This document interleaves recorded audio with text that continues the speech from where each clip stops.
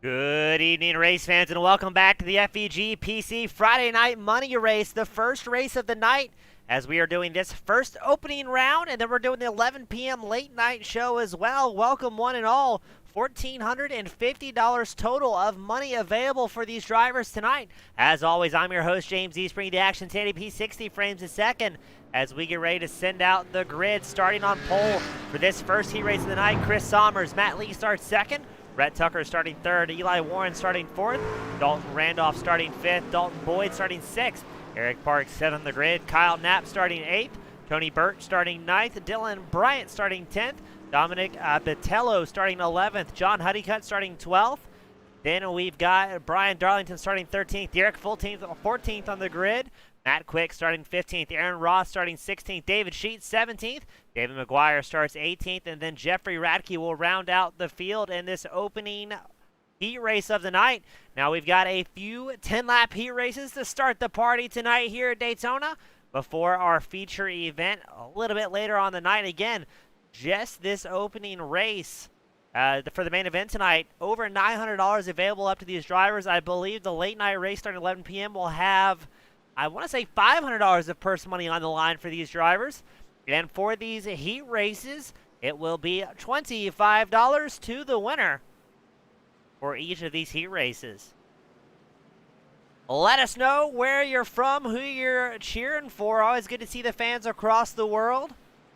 And let me tell you, the drivers will either be watching this live on a separate screen or they'll be watching it back here shortly. Guys, let's see what Chris Sommers and Matthew Lee can do on the front row. Getting ready to get things started.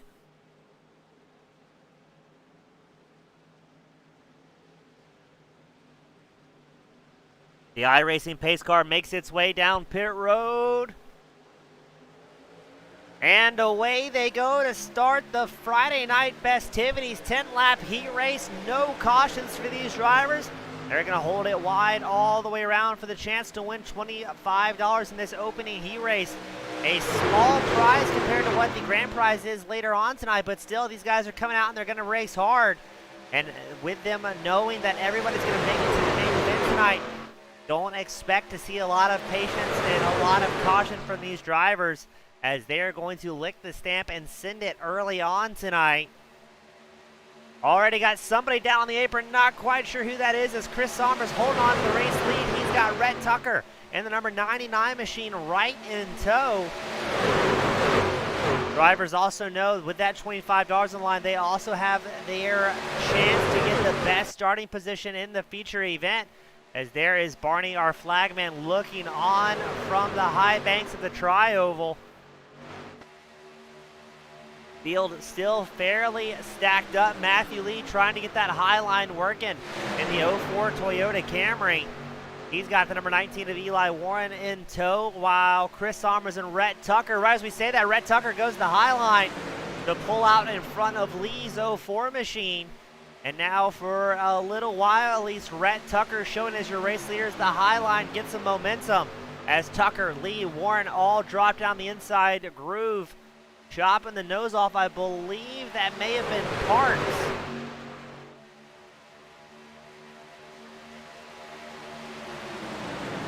Or is that Chris Sommers? Sommers shows the number 8 machine on his truck, but live timing shows him scoring as the 34. Maybe running the wrong transponder here tonight.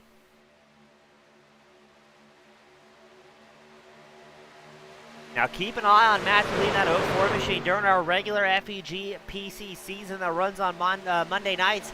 He's been one of the dominant drivers all season long. But right now it's David Sheets in the 06 machine. Oh, here we go. The first big one of the night, but where is this going to get very interesting? Oh my goodness, there's trucks everywhere. Looks like that was Darlington, Radke, Knapp, McGuire, Honeycutt, Parks, Randolph, all involved in that one. But where this gets especially interesting, look at this. It's going to be a 5-car battle, 5-truck battle, I should say, for the Lens. 7 laps left to go. As that is Tucker, Lee, Warren, Sommers, Boyd, all running nose to tail still. They're got to have to hope that the track is clear by the time they make their way around, as no cautions in this heat race, as almost the entirety of the field was involved in that one.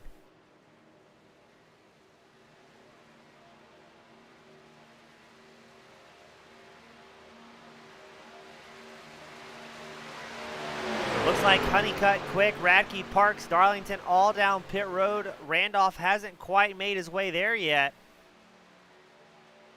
And let's see if these top 5 drivers can be aggressive. Surely they'll play it safe here, knowing it is their race to throw away at this point. Now Tucker in that number 99 Ford F-150, he's in the hot seat, knowing generally you don't want to be the lead truck on the final lap. So still anybody's guess who's going to bring it out here tonight in the opening heat race. 6 laps left to go as they make their way down the backstretch here at Daytona.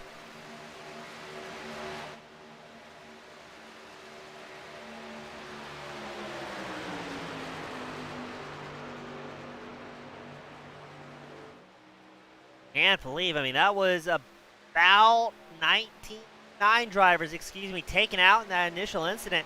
Now, I believe these drivers do have 1 fast repair at their disposal, so they'll be able to go back out, maybe get some a little bit of practice, and maybe try and find some alliances for the main event here tonight. But their chances of the opening heat race prize are all but gone.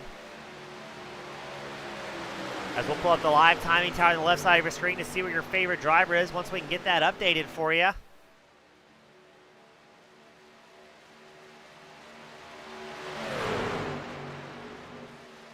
And again, let us know where you're tuning in from, who you're cheering on, as this may be one of the biggest open races of the winter. Anybody on the iRacing Flea Market, the Facebook group, eligible to sign up for this event, or if you're in the FEG PC Discord, the normal FEG PC League drivers get first shot at sign up, as these events always sell out week in and week out.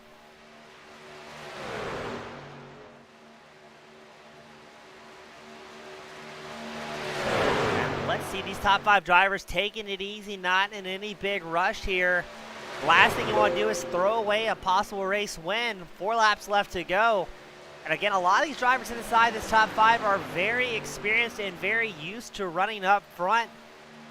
Be it in official lobbies. I believe Matthew Lee may have been running Road to Pro this season as well with his team. So a lot of these guys are very familiar with what it takes to bring home a super speedway win.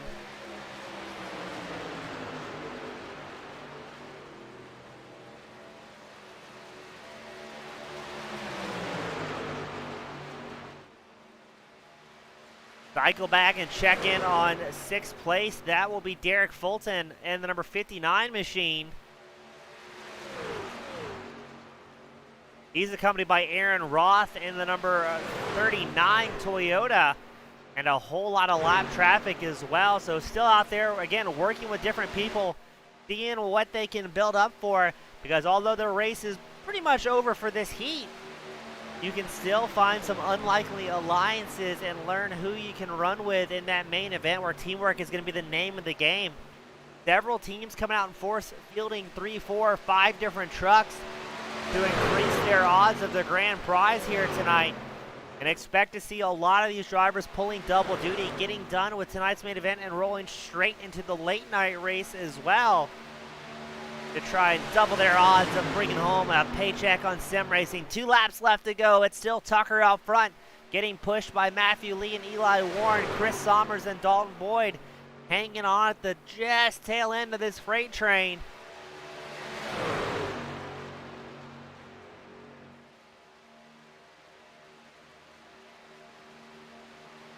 Dalton Boyd, a rookie-rated driver here on the iRacing service, doing a fantastic job. Again, he's showing the number 8 on track, but he's showing 58 in live timing.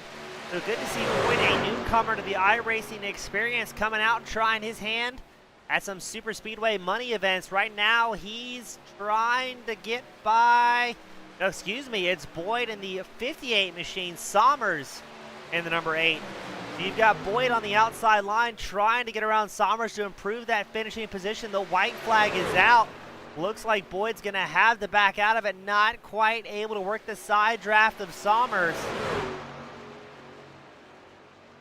And who's going to be the first to break out of formation? Boyd's been out of that groove for several laps, and here comes Matthew Lee trying to challenge Rhett Tucker for the race win. Tucker has Eli Warren in tow. Lee has no support from the outside line, as it looks like Sommers is gonna take over 3rd place. And no, Lee gets into Sommers after Sommers goes high. And it's gonna be a drag race to the finish line. Who's it gonna be? They're bumping, they're grinding. It's Eli Warren, the number 19 machine, edging out Rhett Tucker by 0.02 of a second. And Dalton Boyd will settle for 3rd in the opening heat race. Oh, this is gonna be a long night. If this is the excitement level I'm gonna have to maintain for the next few hours.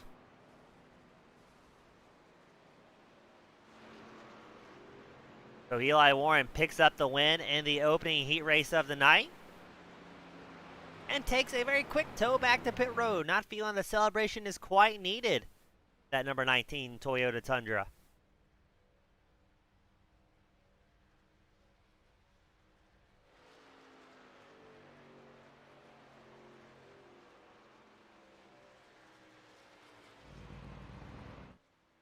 Still waiting for some of the drivers to limp it back home, and it looks like that race will be done, so we'll show you the running order, where it was Eli Warren, Rhett Tucker, and Dalton Boyd rounding out the podium, but Eli Warren brings home the $25 bonus, winning Heat 1 of the night. It's time to do it again, ladies and gentlemen. For our second heat, with John Mullihan starting on pole, James Hitchcock starting 2nd, Brian Terry starts 3rd, Josh Bonwell starting 4th, Damian Coltley starting 5th, Philip Payne starting 6th, Scott Fritz starts 7th, Jay Dargett, the fan favorite, starting 8th, Ryan Keyser starts 9th, Kenneth McCullough Jr. starting 10th, Mark Jenkins starts 11th, Dara Sells 12th on the grid. Cycling it back to James Kaufman starting 13th, Brandon Ward starting 14th, Greg Arvanades starting 15th, Corey Raboyne starting 16th, Wally Babb starting 17th, Brandon Minnick starting 18th, and that'll round out the grid there. See if I can update the chat here. I'm not seeing anything from our fans tonight, And there we go. We've got it fixed. We've got Jeffrey Barney, Marshall Puckett, Cortland Herman, Jay Burton, Sherry Stone, Chris Louise, Gary Hopkins, my favorite, Jose Medina, join in as well. So good to see the fans back out here now that I've got that chat update. I was going to say it was mighty quiet for an FEG PC show, not seeing the fans out in force. So thank you guys for tuning in. Sorry I didn't see those messages early, but we are ready to rock for the remainder of tonight's show. One has to ask, where is Jose Taquita Medina? Not making it out to the event tonight. So let me know you've heard who's out on track for this second heat. Do we have any fan favorites that are going to bring home a win and the $25 bonus in our second heat race of the night? 3 heat races on the docket before we roll right into the main event.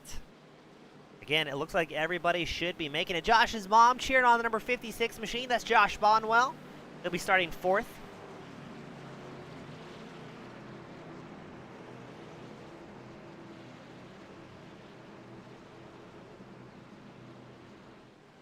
Garrett Sells, number 30 machine. He'll be starting, I believe, 12th. Getting some love. Jose Medina not able to make it out tonight. He's got a league race. We wish him the best of luck in his event as well. Hopefully he's got that motion sim rig dialed in finally.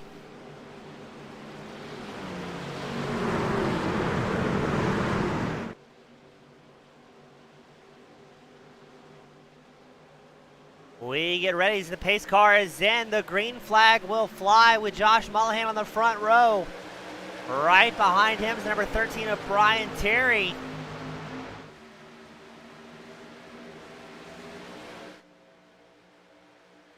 And already some bumping and grinding going on in turn 1. Not a lot of patience here in heat 2.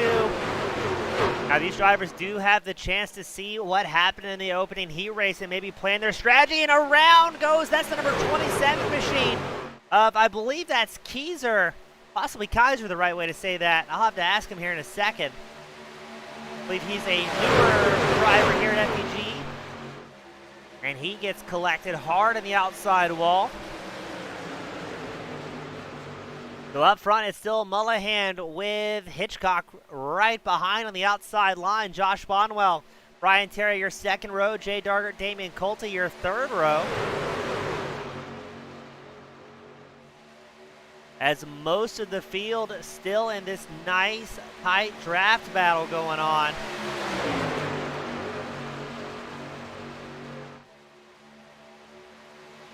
Looks to be both the inside and outside line fairly well paced.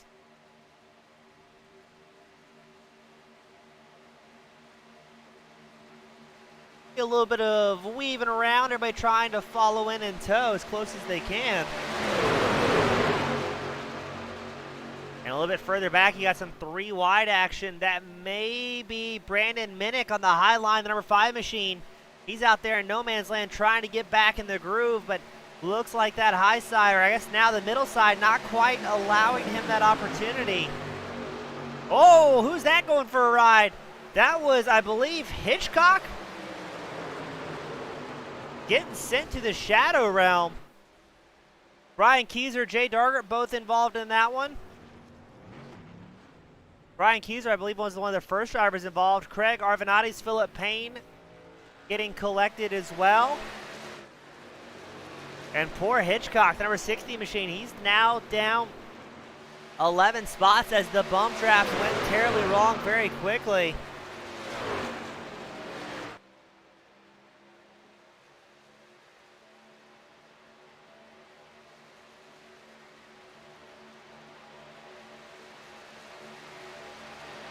So almost identical to what we saw in the first heat race of the night, except now it is a 6-car battle up front. As that is James Kaufman in the bright yellow number 43 machine trying to catch up, but he's not going to have a whole lot of draft support to make that happen. And he's only got Wally Babb and Kenneth McCullough Jr. behind him, and they're fairly spread out. So right now, it's looking almost identical to the opening heat race of the night.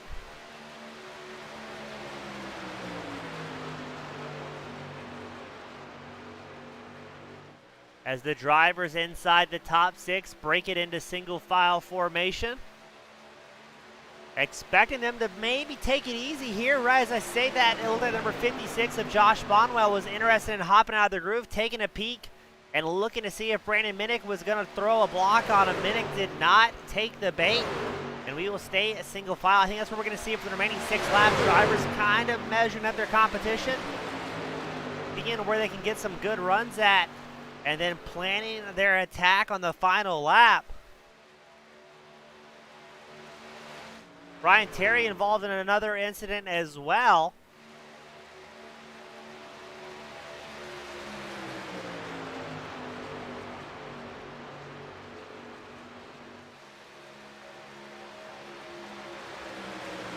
As Mullihan clicks off the laps with Jenkins, Minnick, Bonwell, Stells, Ward right in tow. Less than a half of a second separating your first place driver of Mullihan to your 6th place driver, Brandon Ward, the number 88 machine.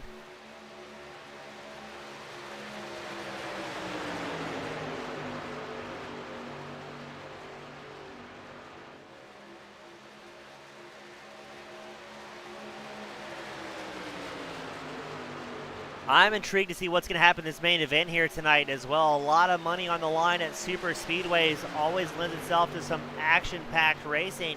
Now again, we have these 3 heat races scheduled tonight before the main event.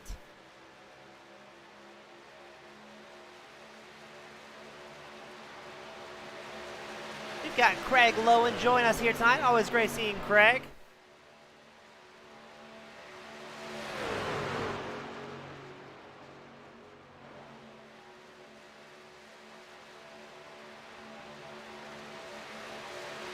Now, to give you an idea of the payouts on the line, guys, there's $400 up for grabs for the race winner tonight. $150 for second, $75 for third. 4th through 5th plays out $50 each, and then 6th through 10th will get their pay-in covered with a $25 bonus. So again, a lot of money on the line for these guys, and that's just the opening event of the night. Then we're going to roll straight in at 11 p.m. late night series, also broadcasted live, for a chance for these drivers to take home an extra $500 total purse money. And who said you can't make a career racing sim racing?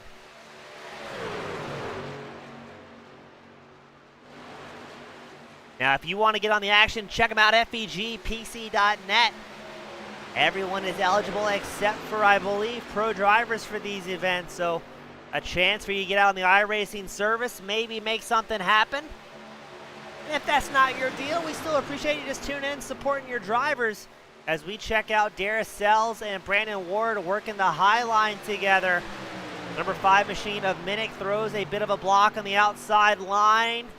Looks like Sells didn't take too kindly to it, getting right in the back of Minnick. Maybe letting him know once we get to this white flag, he's not afraid to not lift and maybe move some trucks out of the way.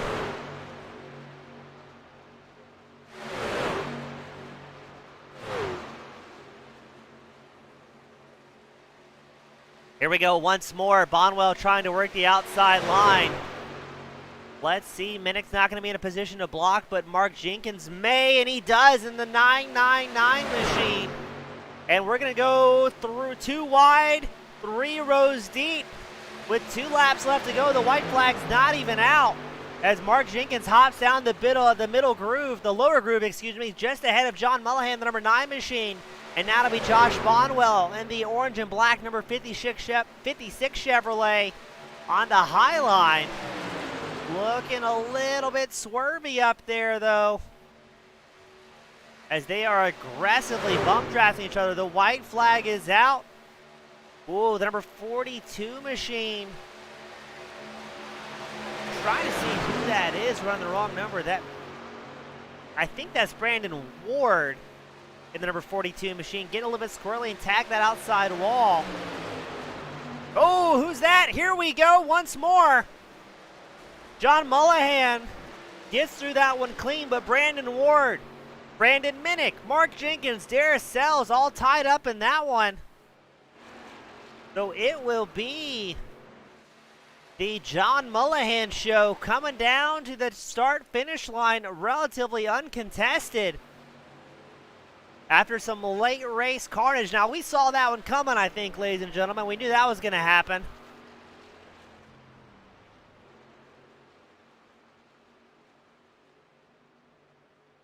And Mullahan, picks up the win and celebrates a little bit in style. He got an extra $25 in that number 9 Chevrolet. Well done to Josh Mullahan.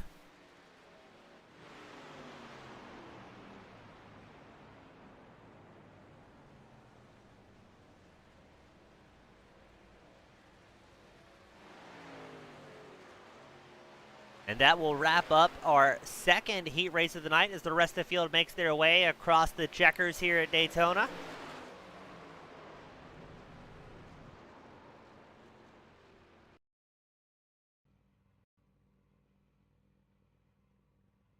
And again, we'll pull up the results here for Heat 2. It's John Mullahan winning $25. Brandon Minnick gets second. Brandon Ward will round out third in the second heat of the night. And it is time for our third and final heat of the evening. Starting on pole, Christopher McCullough, Georgia native, starting first. Jim Westerfield starts second. Rylan Fascinato starting third. Tyler Herrose starting fourth. Andrew McGronigle starting fifth. Good to see his name out on track again. Christopher Carter starts sixth. Cortland Herman starting seventh. Taryn DeFelice starting eighth. Jared Forbes starting ninth. Richard Jones starts 10th. Buddy Pitt starting 11th. Lenny Brady starting 12th. And then we'll cycle it back once more. Craig Lewis starting 13th. Chad Ross in the 38th Special Machine starting 14th. Nathan Raj starting 15th. Raymond Rittenauer starting 16th. Dylan Wallace starts 17th. And Steven Scott Jr. will round out the field for our final heat race of the evening.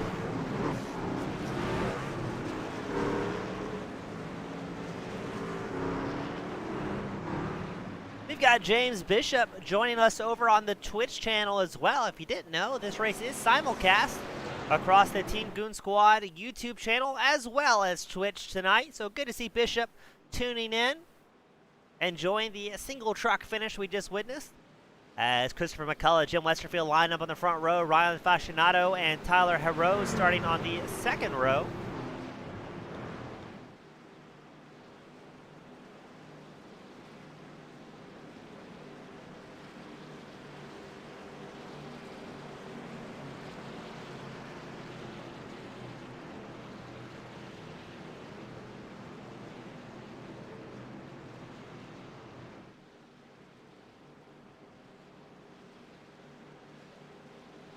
This will be our third and final heat race of the evening before we roll straight into the main event here tonight at the virtual Daytona.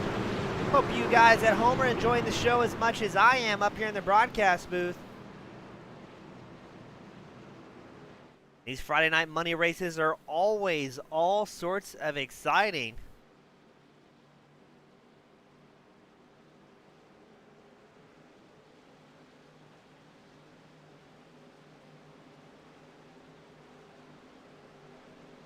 Jim Westerfield getting some love from the fans here tonight. Pace car is in.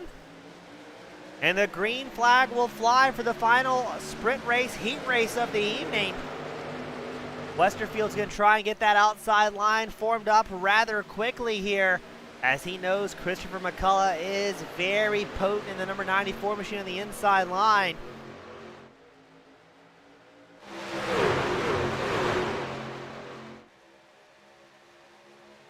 Now these heat races, not a lot of time to really sit back and play it safe with no cautions. Ooh, right as we say that, perfect timing. That looks like Chad Ross. Way off down on the apron. No, Ross is still in it. Steven Scott Jr. and I believe it's going to be Nathan Raj involved in that one. It almost looked like Ross in his trademark black and blue number 38 machine.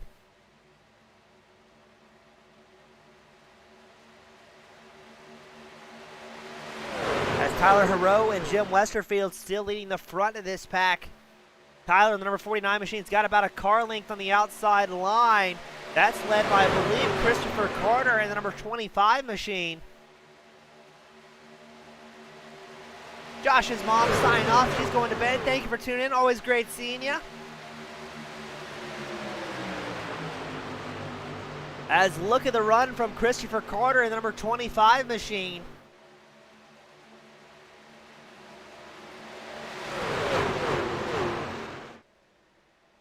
Able to make that outside line work just long enough, hopping in front of Tyler Hero. But Tyler's going to quickly answer as he goes to the high line and try and get some momentum up, accompanied by Jared Forbes, the number 73 Chevrolet. Ooh, look at that. Westerfield getting dangerously close, dancing with that inside apron. Now these drivers are hitting speeds very close to 200 miles an hour. As Carter looks like he may have gotten edged out there. And he's aggressively coming back out on track, gets in the back of Taryn Depolis. Oh, look at the airtime out of the 44 machine. Taryn, an innocent victim here, just gets absolutely punted.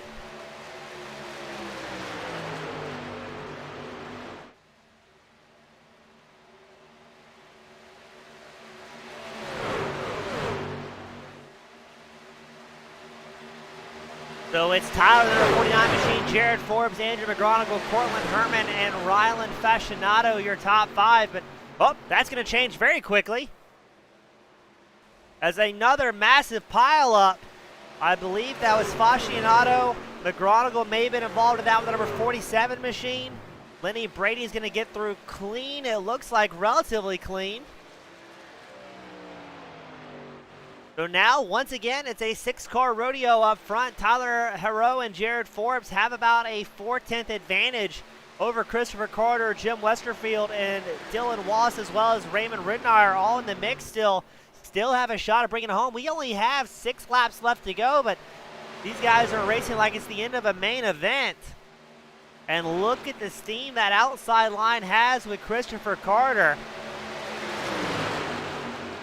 He's got the help of Jim Westerfield, but it leaves him up on the high line. Now Westerfield's going to work with, I believe that's going to be Dylan Wallace on the high groove. But they're not quite staying linked up nose to tail as much as the inside line.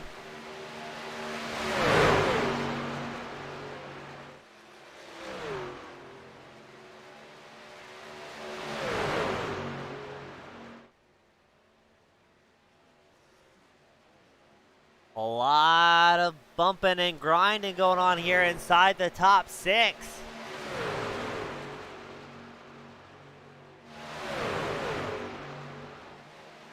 Number 49 machine of Tyler Hero really leaning on Christopher Carter, aggressively pushing the driver of the number 25 machine towards the front. Now Carter shows 31. He's another one of those drivers with the incorrect transponder on tonight.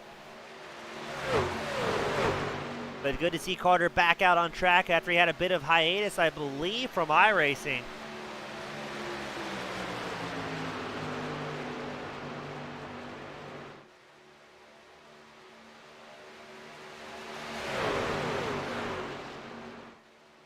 Oh, 5 laps left to go. As the top driver's just chugging along here. Now, in the heat race prior, once that 2 to go sign came out, is when we saw the drivers really pushing it. I'm going to be curious to see if it's more of the same for the final heat race of the night before we roll straight into the main event.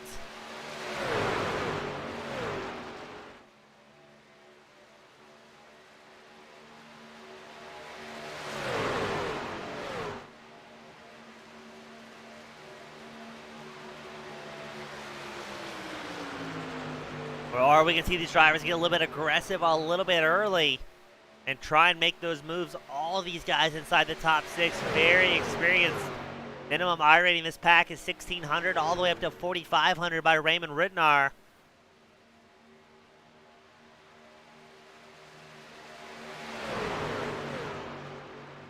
But as we've seen, still anybody's guess who's going to bring home a win here in the final heat race, taking home the $25 bonus prize.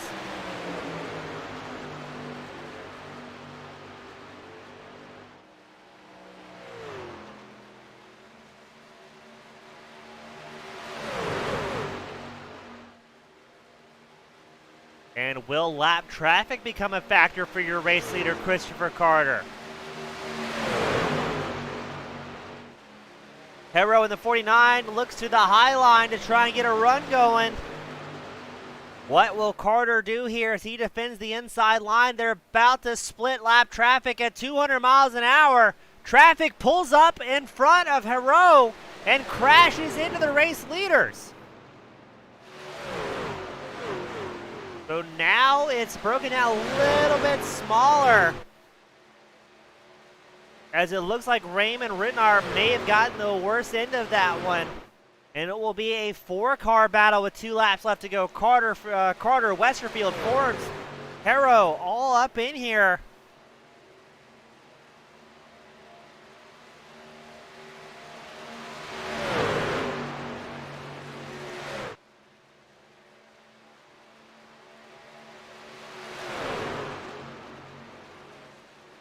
But again, no cautions in these sprint races here tonight.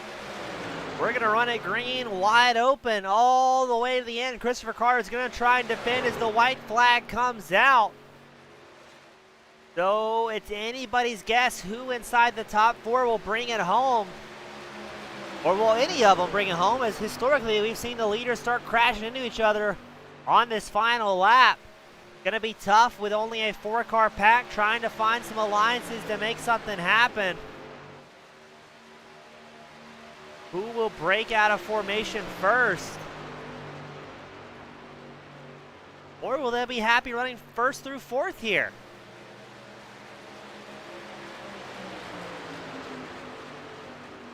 Westerfield looks very high to try and make something happen. Oh!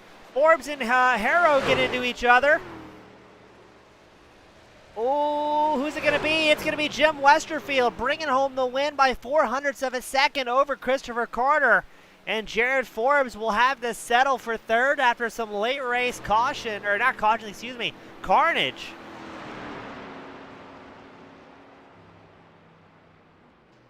These drivers out here just banging into each other for the chance of this $25 bonus in the heat race.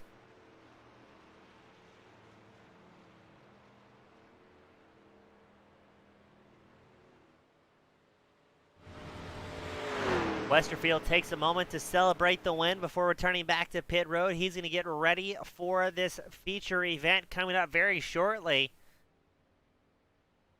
as we wait for the remaining drivers to make their way across the checkers here at Daytona.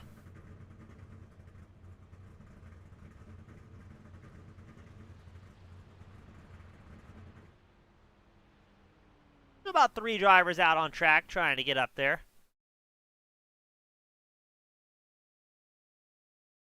And we will check in on the results. For Heat 3, it's Jim Westerfield winning the $25 bonus. Christopher Carter making his way back out to the FEG PC Series, finishes 2nd, and Jared Forbes finishes 3rd.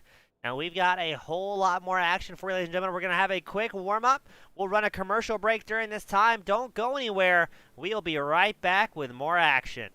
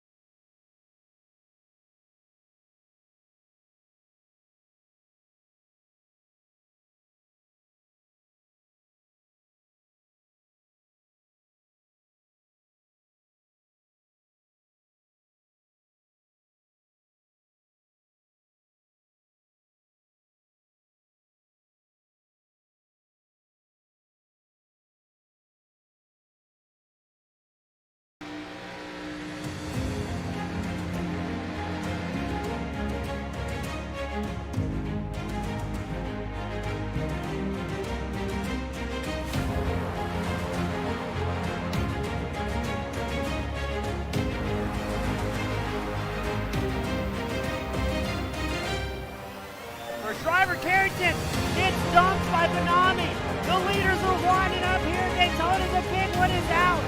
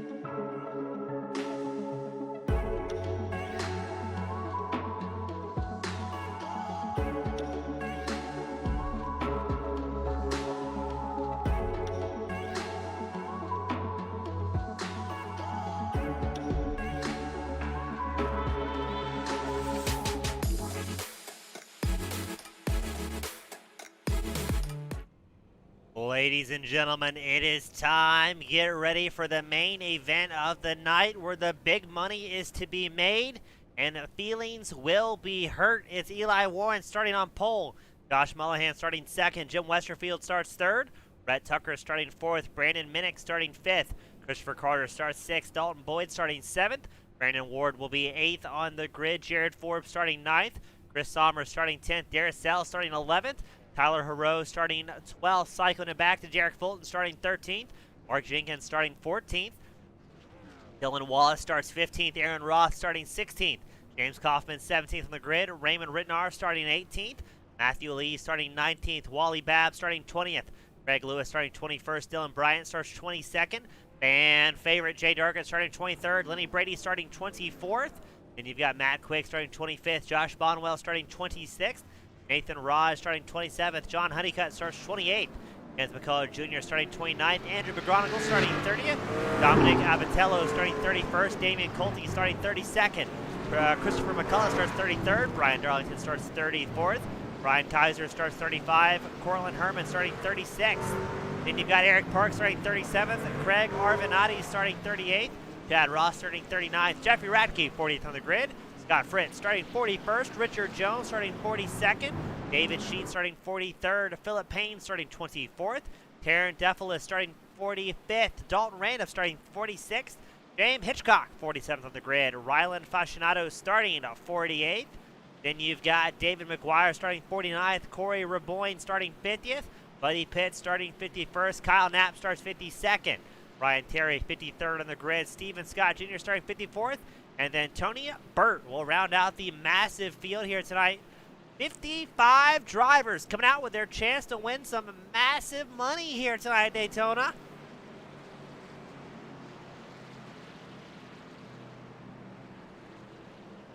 As we've got our poll open for our viewers, let us know what you think. The over-under, cautions in the main event, less than 7 or 7 or more. Right now, 80% of our viewers saying there will be cautions interrupting this 80-lap main event here tonight.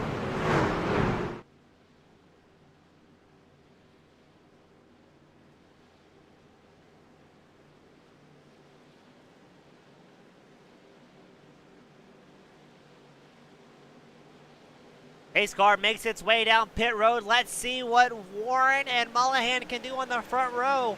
And how long will it be before we see that caution come out here tonight?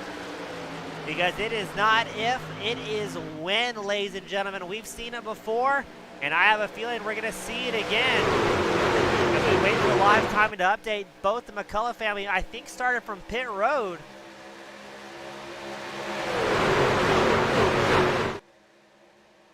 As we wait for the live timing to update for our drivers, it's Eli Warren out front, Jim Westerfield right there with him in the number 35 machine, pressing that back bumper, but keep an eye on John Mullahan.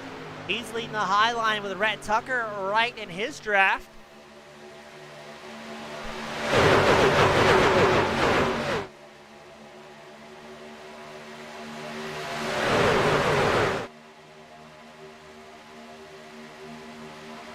Oh, and here we go already.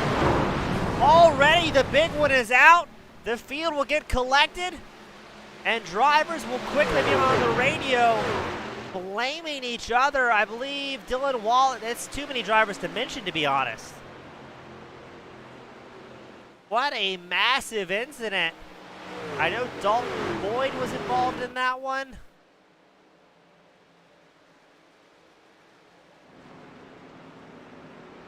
Christopher Carter looks heavily wounded in the number 25 machine. Let's take a look at that. Carter on the outline gets just drilled, pushed out of the way. And Carter's going to take a long road down the start-finish line. As look at that, the field just obliterating themselves. Now, something to point out here, a lot of these drivers are very smart. They've seen a thing or two and know when to start getting up the brakes. But you got to keep an eye on the drivers that just give it the business and start holding it wide open. Those are the drivers that will find themselves collected in incidents and blaming everyone but themselves.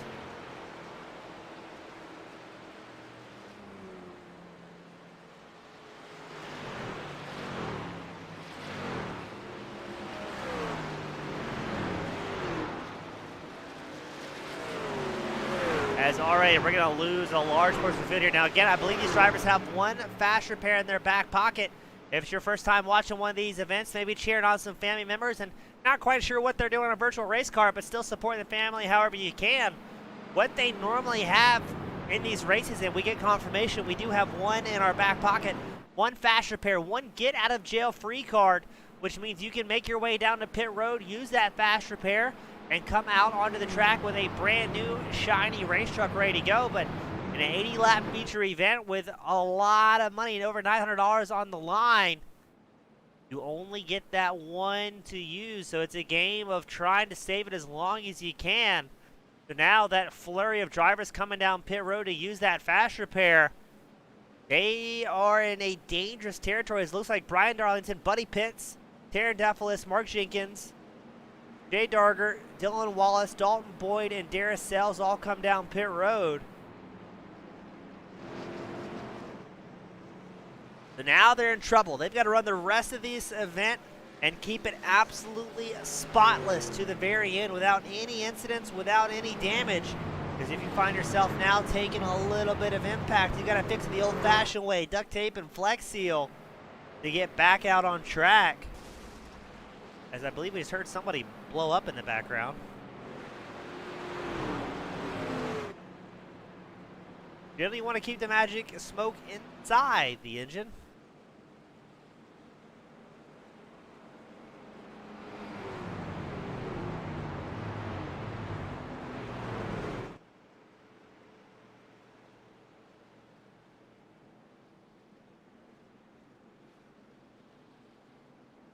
Now, Jose Medina picked up on this as well in the grandstands. Christopher McCullough and Kenneth McCullough, two family members, they started from pit road tonight, so they're coming out here, planning on hanging around at the back, avoid any heartbreak and carnage, and start picking off drivers as they begin to crash each other out in front of the McCullough family.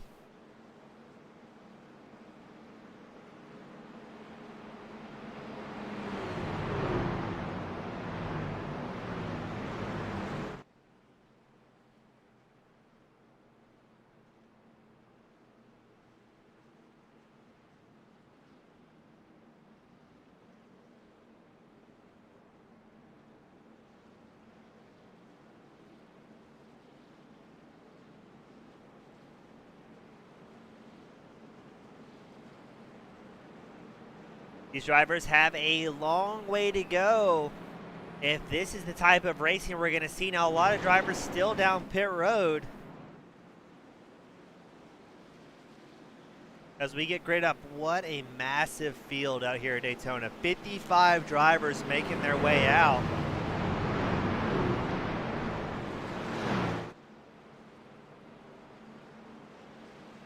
As we get them gridded up, double file.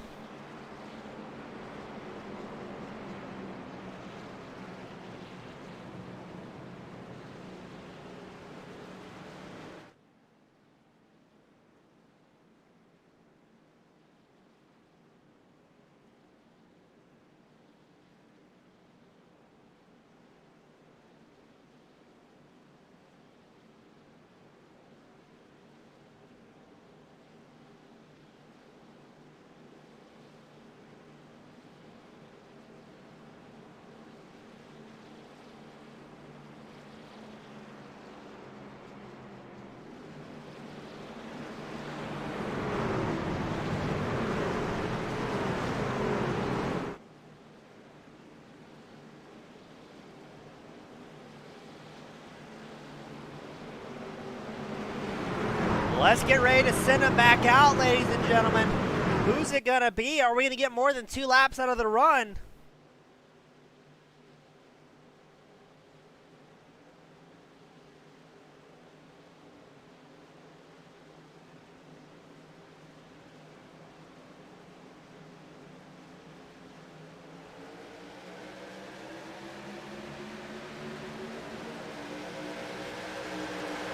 And here we go. It's still Warren out front with Mullihan in second, but here comes Jim Westerfield, the wily veteran, trying to get that high line working once more.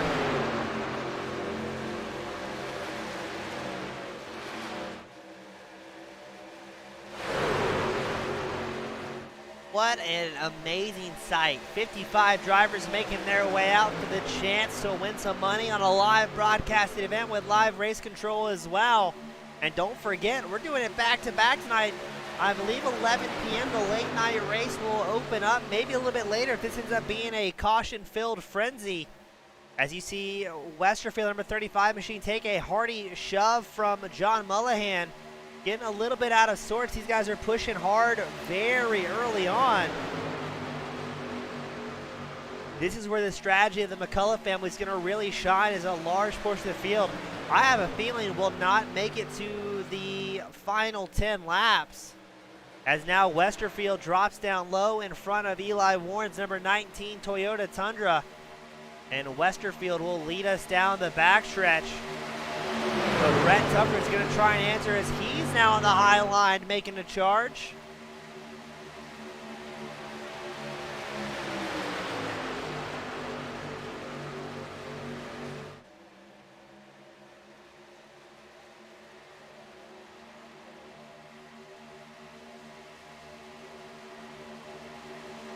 Tucker going to try and get himself cleared of Westerfield.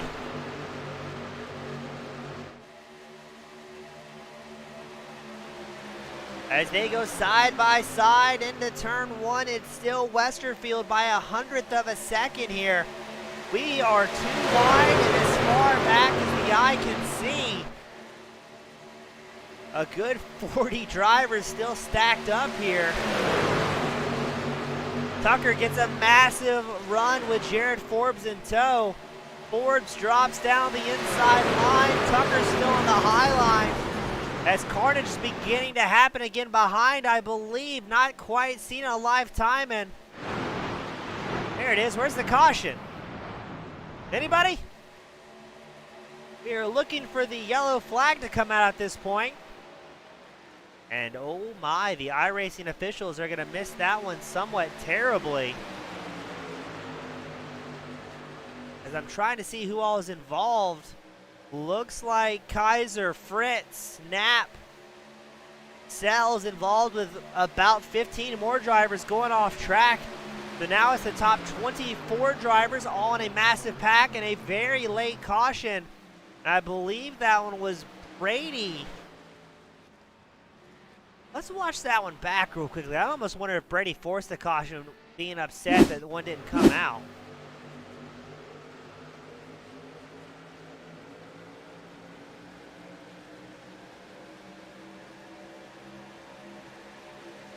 Here it looks like Brady forced a caution there.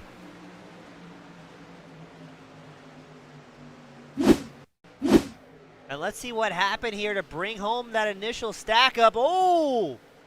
No warning at 200 miles an hour. The field just comes stacking in here. And drivers getting sent all the way around. Now look at this. Christopher McCullough, he's still doing good. He's running 41st. Where's the older McCullough running at? Kenneth McCullough Jr., he's running 32nd after he started from the pits. And it will be Jared Forbes, your race leader, as the caution comes out for the second time here tonight.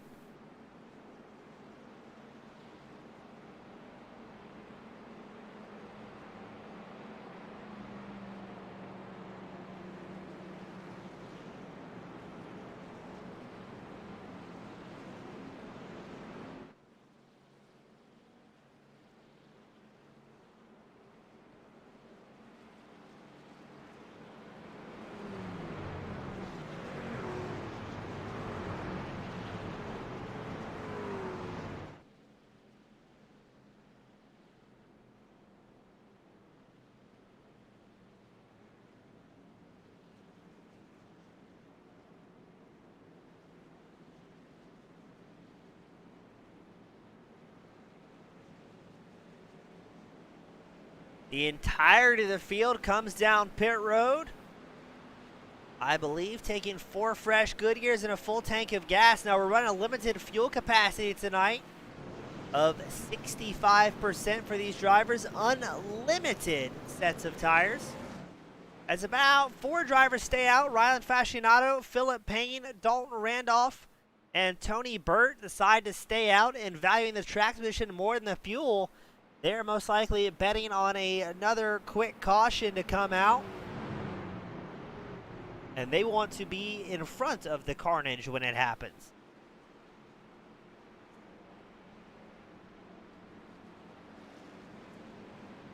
We've got Big Blue XXXL asking if we're going to let the number 54 get away with that.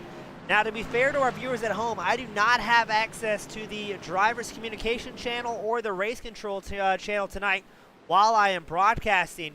But generally, the rule has been, and I believe will stay, any 2 drivers involved in contact will both receive the EOL. I am curious to see what's going to happen to that number 54 machine. We're bringing out the caution of Lenny Brady. Now, he shows still out on track.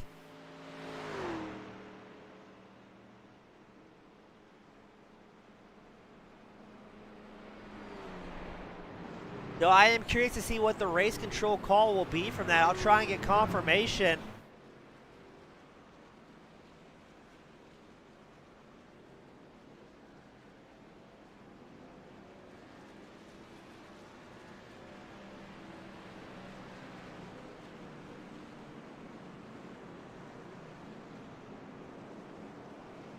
I don't know what the call would be, if that would be an EOL. Now, the number 54 does show as not on the server. So that may answer our question here, ladies and gentlemen.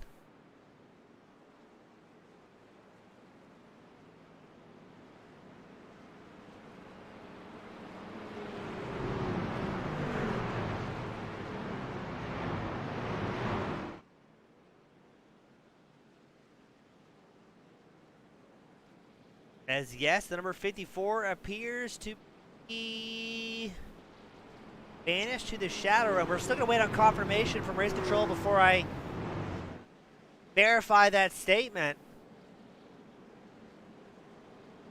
And let's get him gridded up once more. Fascinato, Payne on the front row.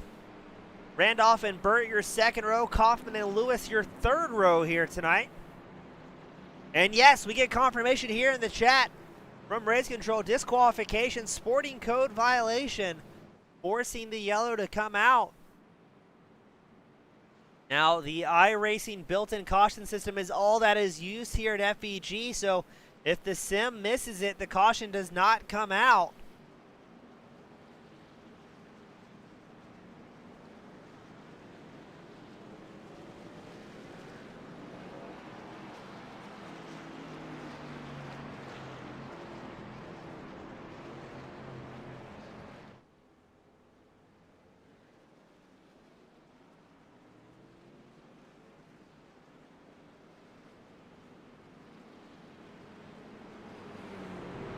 We also got confirmation Brandon Ward had hardware problems.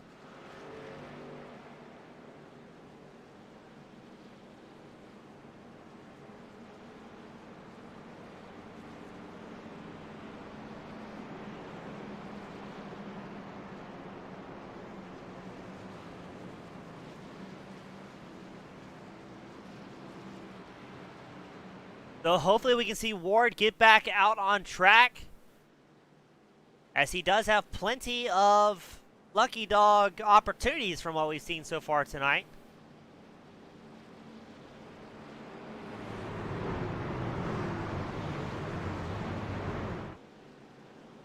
Right now, 60% of the viewers saying 7 or more cautions.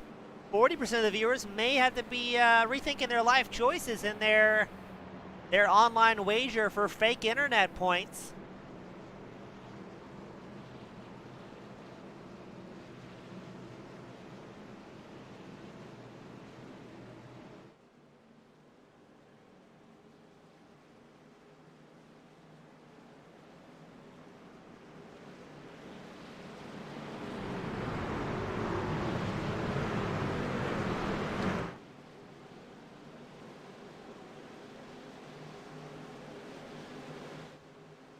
As we get ready for the iRacing pace car to make its way down pit road, and we'll send them back out.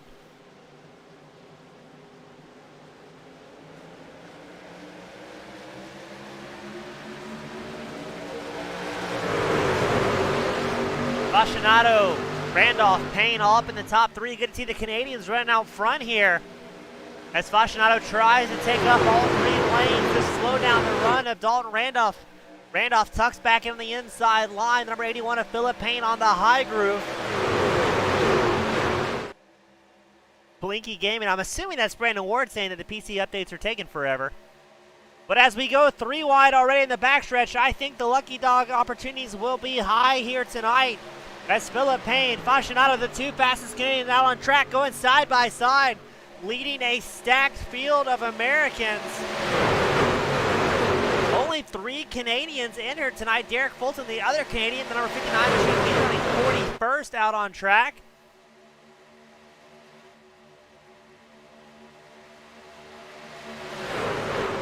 As there's a storm of brewing here at Daytona, a lot of big moves early on. Drivers, no patience, trying to get that track as quickly as they can. Look at this. Matthew Lee has joined the front again as he currently runs 5th in the 04 machine. He's going to be pushing Tony Burton, the number 72 machine, to try and get back up front. Lee opting to gamble early here tonight and try and get up front and maybe avoid the carnage that may be facing up behind him. But we've seen crashes at the front, we've seen crashes in the middle, and we've definitely seen crashes at the back.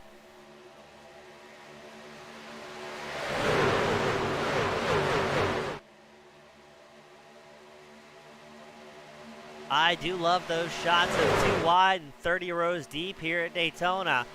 Philip Payne, Tony Burton still out front. Both groups really have some momentum here.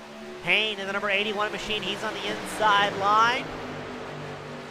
Oh, what's going on here? Somebody's getting knocked out of the way. And now it looks like Lee's going to be leading the outside line. Side by side with Fascinata, the number 69 machine. He will now try and get some momentum using that side draft on Philip Payne. He's accompanied by Rhett Tucker, the 99 machine. We know Tucker's comfortable running up front as well as Lee.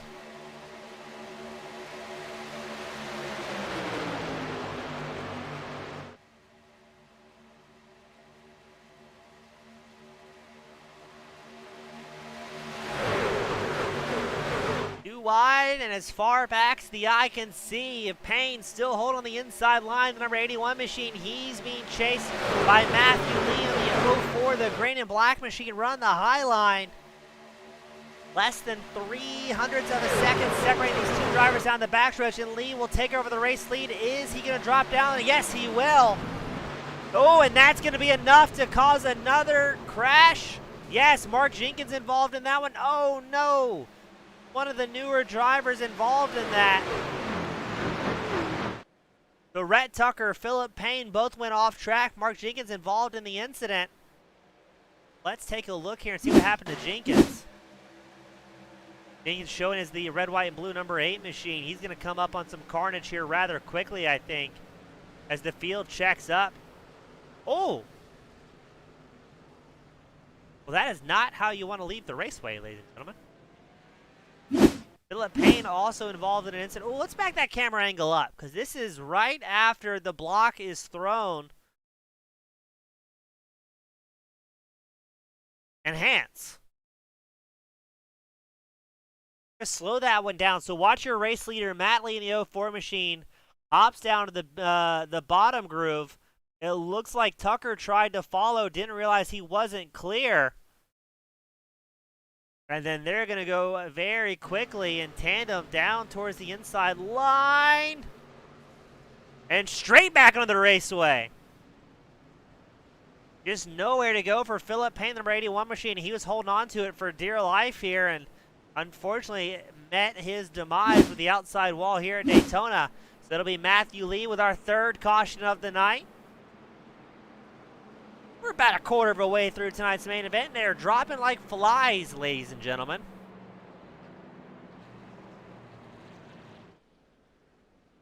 As everybody so far coming down pit road, it's going to be a busy night. Mechanics earning their keep here tonight.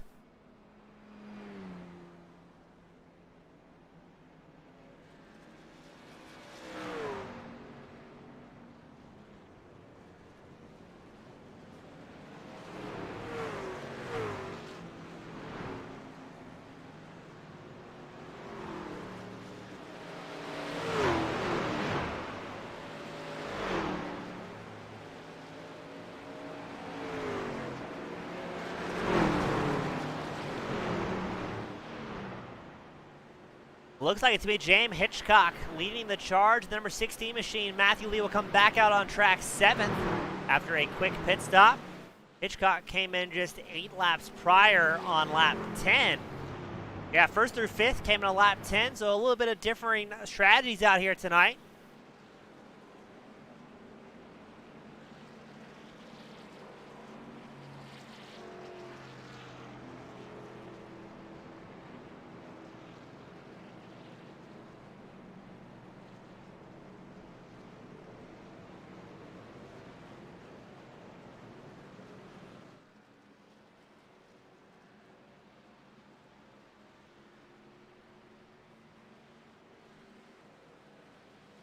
And we will put it back into eye pacing conditions.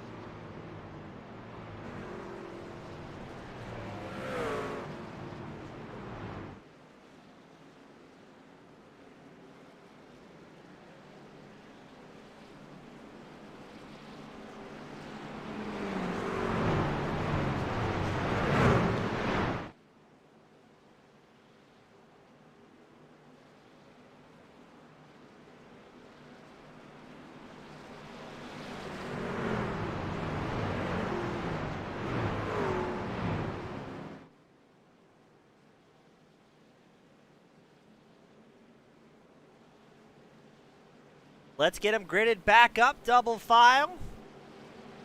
Ready to start the party once more. It'll be lap 21 on this restart.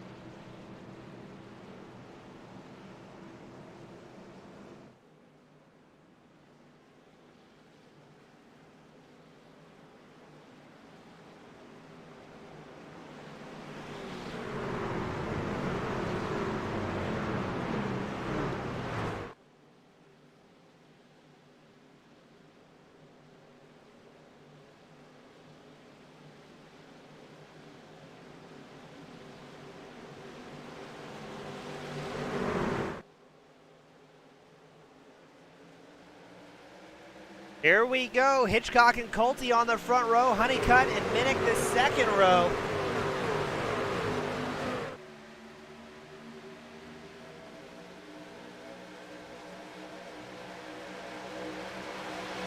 Already, the inside line looking a little bit squirrely there.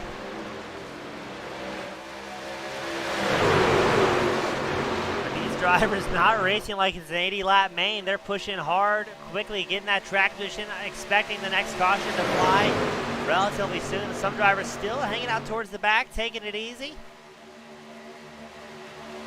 Kevin McCullough Jr., Christopher McCullough, they're running 45th and 46th right now, still on the lead lap, but keeping those trucks clean till the very end here tonight.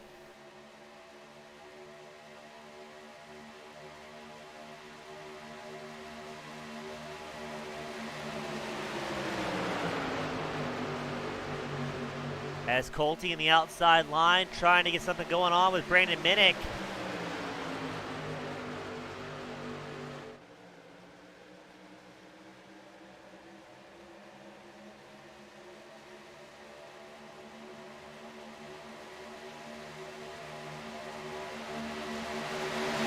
Still too wide, about 15 rows deep here in the lead pack.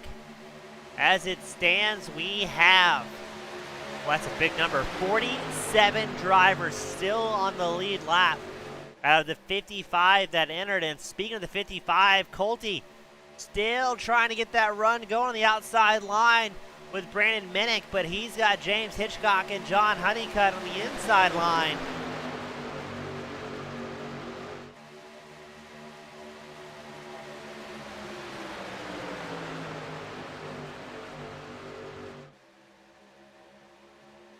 Little bit of swerving around there.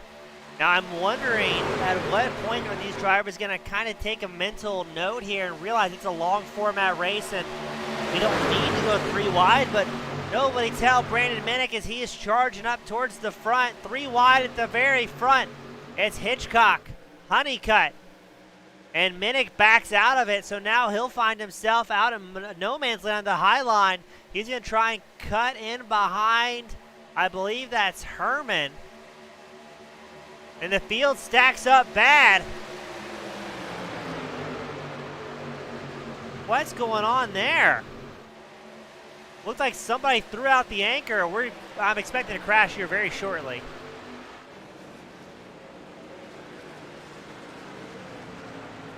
What are we doing? Chris Sommers just gets tagged from behind.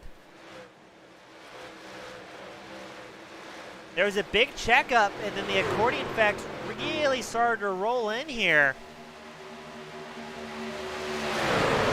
As up front, the lead pack not having too many problems. It's still Hitchcock, Honeycutt, Colty, Mullahan, and Babb in the top 5, but about mid-pack back, things got mighty exciting very quickly. I honestly expected that crash to happen as we saw drivers check up heavily.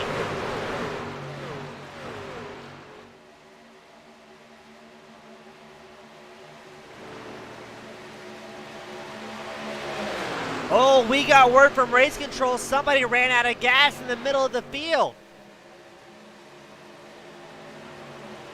Was that Craig Lewis, I think, in the 31 machine?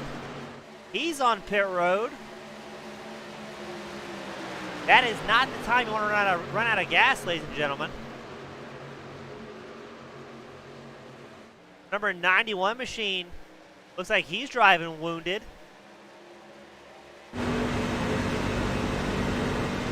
He's got fuel, so it's not Nathan Raj.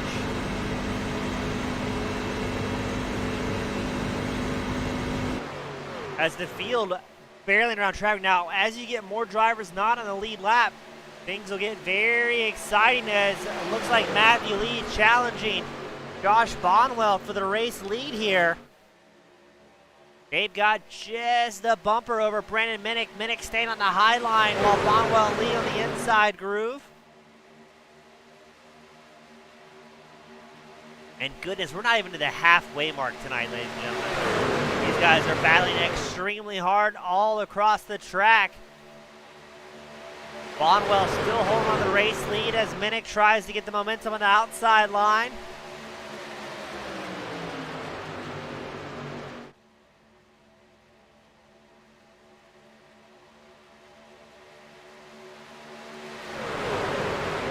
And a yellow flag comes out.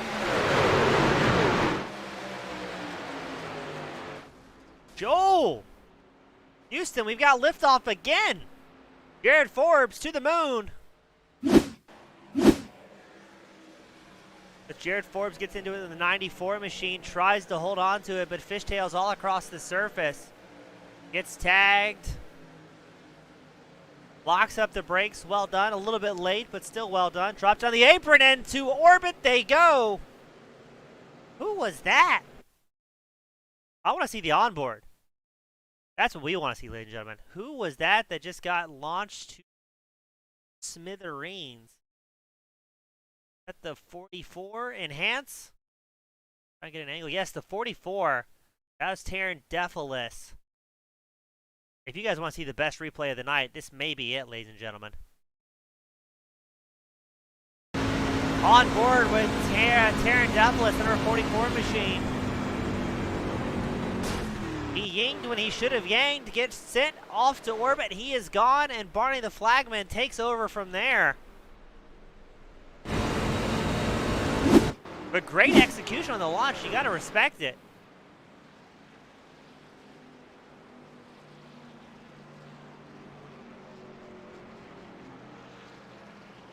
So it's going to be Bonwell, Lee, Mullahan, Minnick, Kaiser in the top 5 as the 4th caution comes out. Still below the 7 that we're wagering on here on the YouTube side of the things.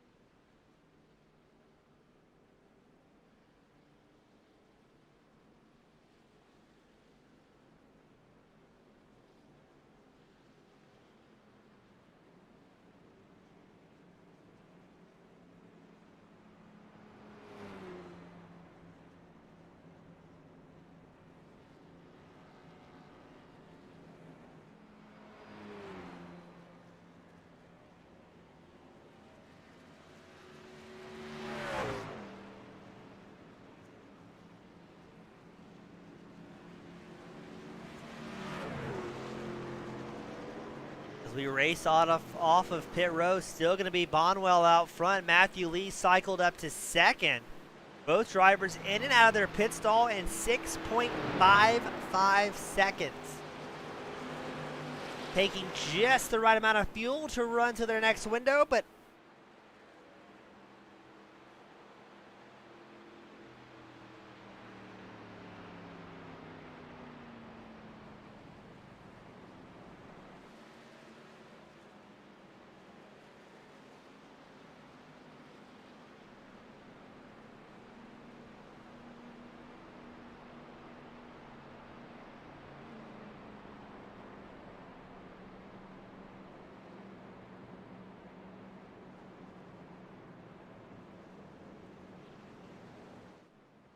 I have a feeling full fuel windows maybe not be the problem here tonight, ladies and gentlemen. So it's going to be Bonwell and Lee on the front row, Mullahan and Minnick your 2nd row, Kaiser and Roth will be your 3rd row tonight as we get gridded up after our 4th caution of the evening.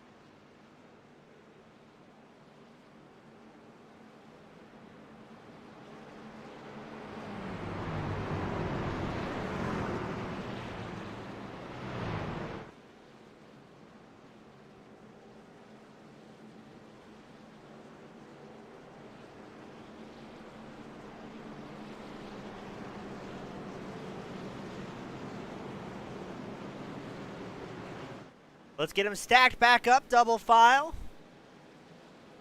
50 laps left to go, 10 laps away from the halfway mark here tonight. I think that late night race is going to be all sorts of late, judging by how this is going.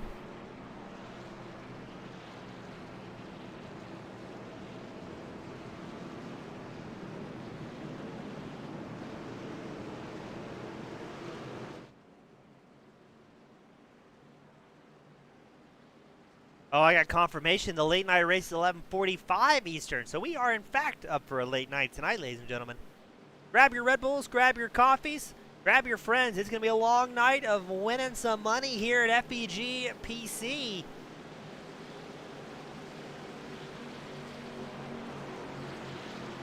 Let's see what Bonwell and Lee are going to do on the front.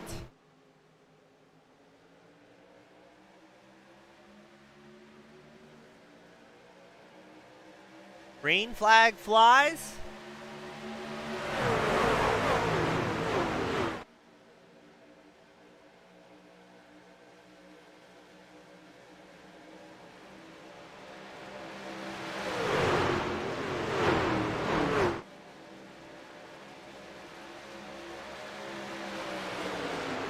And here comes John Mullahan, the number 9 machine.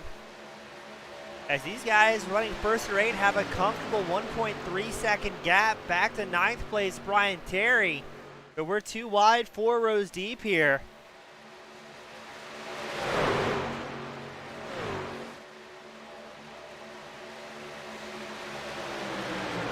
And already the caution will come out to interrupt tonight's party. Joey as Rhett Tucker, I believe, involved in that one. Oh, it's going to be a big one.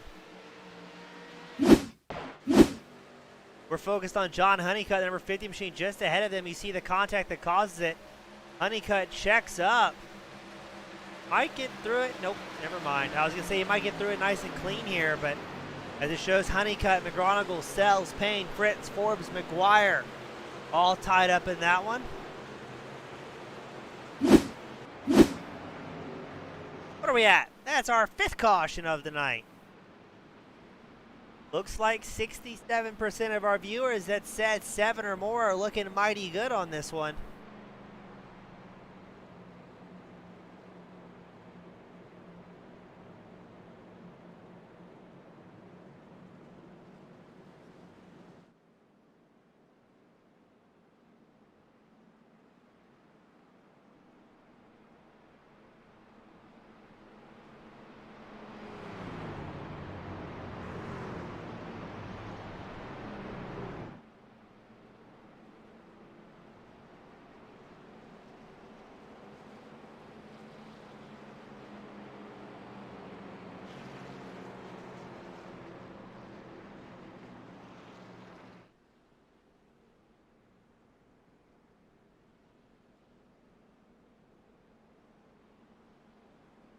So Bonwell, Mullahan, Minnick stay out. Matthew Lee comes down pit road.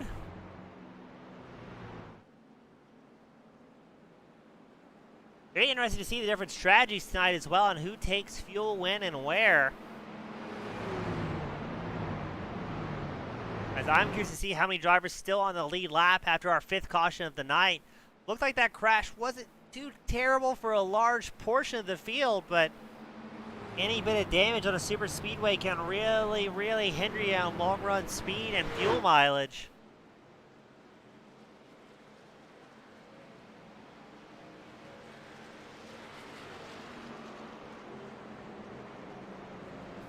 Still waiting on several more drivers to leave pit road to give you an accurate count of who's on the lead lap.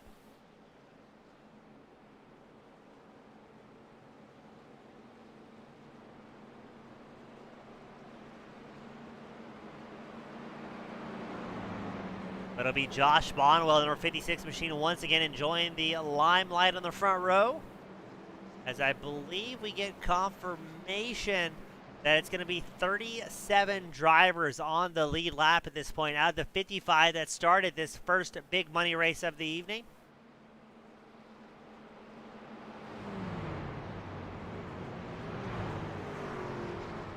As it looks like about 7 drivers have retired early from the main event.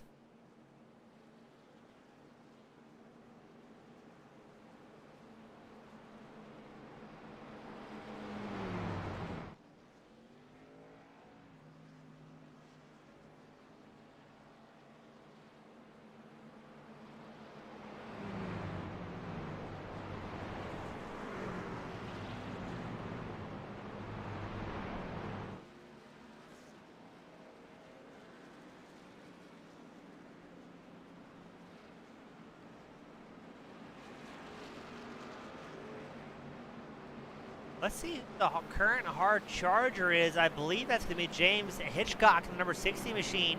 He's up 46 spots from where he started tonight. David Sheets looks to be up 47. So some drivers taking the opportunity here and making some big moves.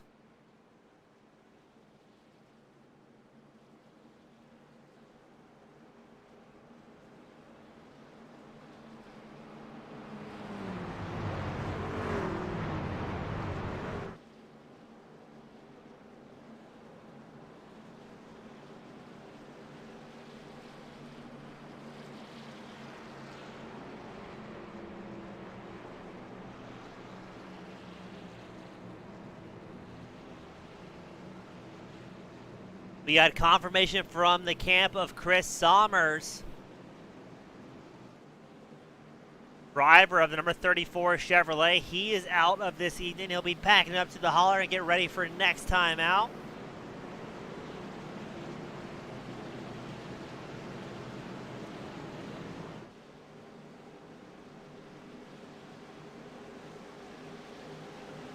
Get ready for the pace car to come in. And we'll send them back out once more on lap 35 of this 80-lap feature event. Away they go, Bonwell and Mullahan on the front row.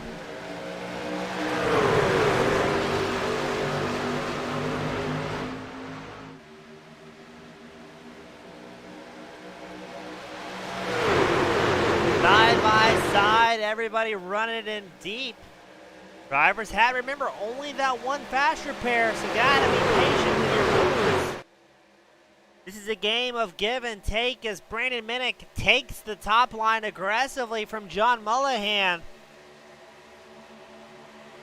This may allow Bonwell on the inside line to get a run. He's accompanied by Steven Scott Jr. in the number 77 machine. And now Minnick will take over the race lead.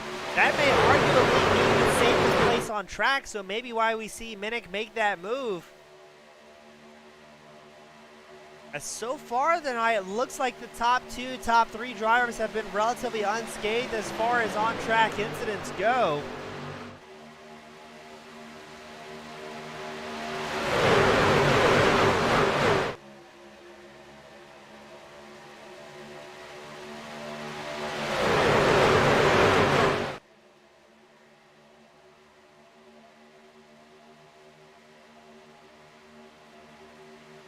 Up front, it's Bonwell as Minnick on the inside line, getting pushed by Scott in the 77 machine. Oh, who is that? That's the wrong way to go through a corner. That was the 43 of James Kaufman. And the carnage continues here at Daytona. Oh my. Let's see what happened to Kaufman. Back that up a little bit. Did he get touched? Does he just get loose? Gets a little bit of help from the number 27 machine. And Kaufman drifts it through the corner as the field starts piling it up just ahead of him. For being the first driver involved in that, he actually came out relatively decent.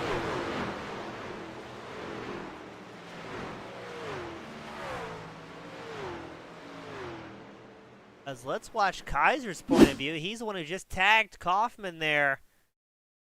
Back it up a little bit more. I want to see exactly where things went wrong for Kaiser. Did he maybe get too much apron?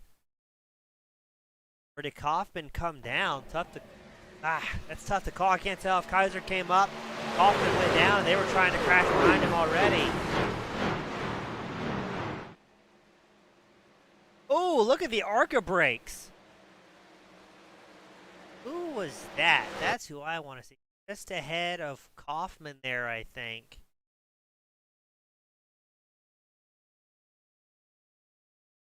Trying to get a camera angle to see who's just ahead of Kaufman in this scene.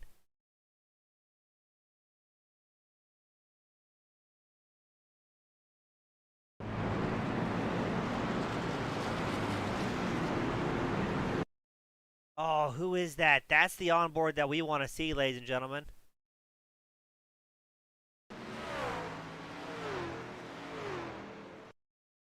At the number 7, maybe, perhaps? Oh, it's not Jared Forbes. Let me know if you have any guesses there at home. I have one final trick up my sleeve, and if it doesn't work, we give up together as an online family. We give up as an online family. All right.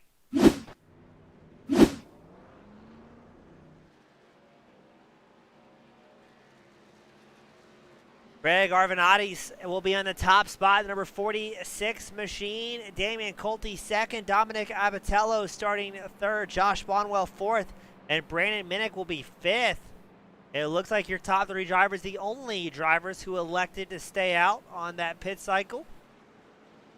As that will be our 6th caution of the night. Dangerously close.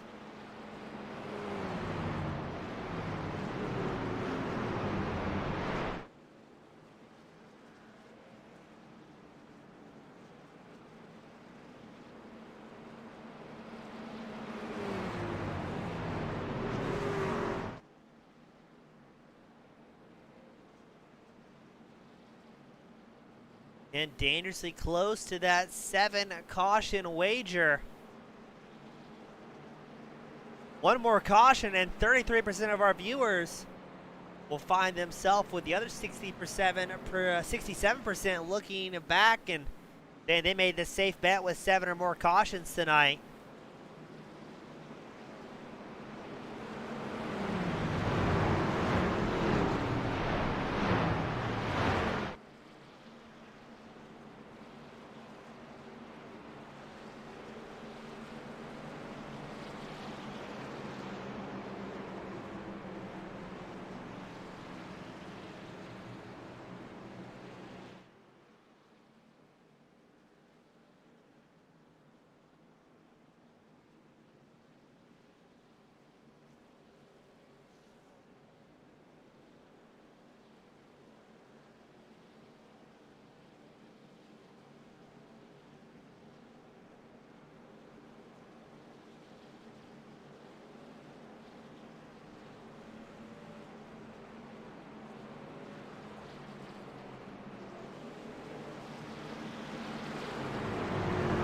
All right, we're going to get them gridded up, double file once more, see what they can do, see if they can try and get a longer run here.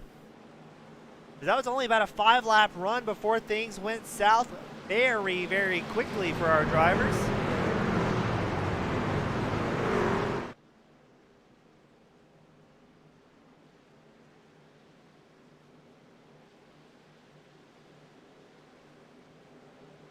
Now look at this, the McCullough family starting to work up through the field. They're now running 11th and 14th after starting from pit lane.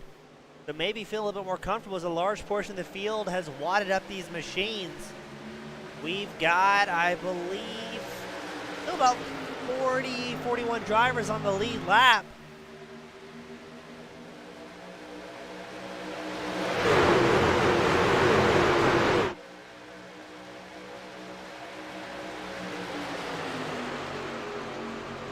Now the top 6 has been relatively calm here.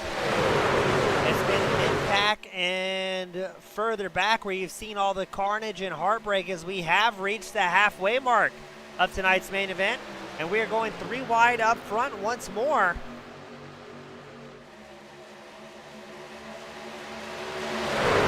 As Colte on the high line dropping back in the standings rather quickly in that 55 machine.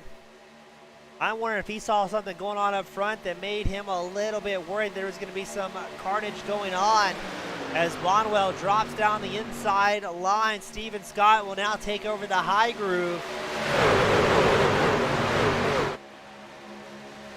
Scott has the support of David Sheets in the 06 machine. Sheets up 49 positions so far here tonight.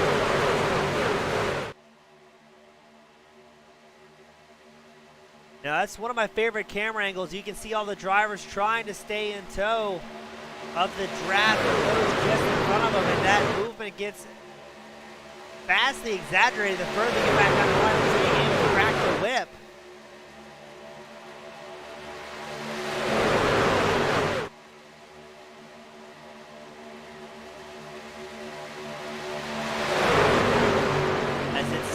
Bonwell and Scott leading their respective rows.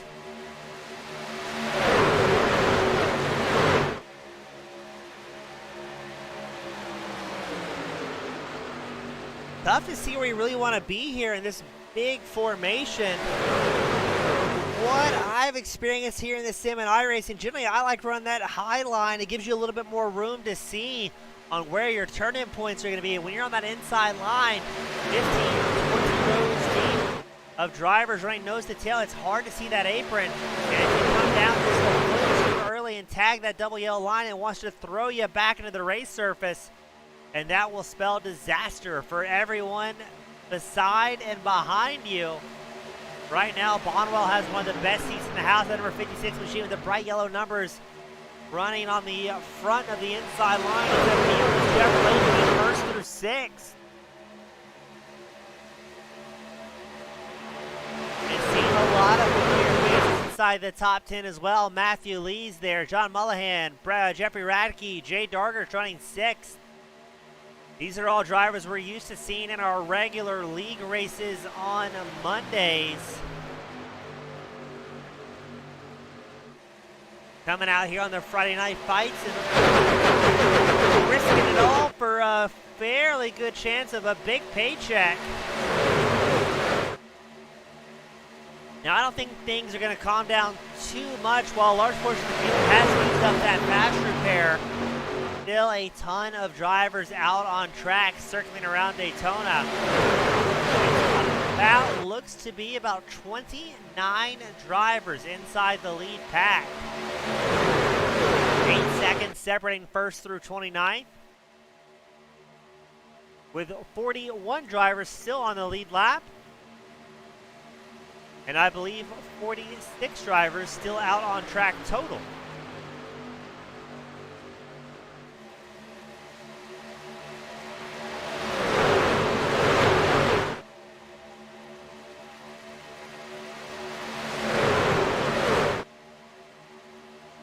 Bonwell and Scott still leading their respective lines.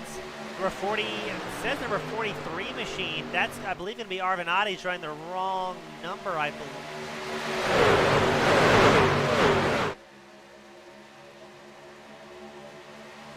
He's in the mix as well inside the top three.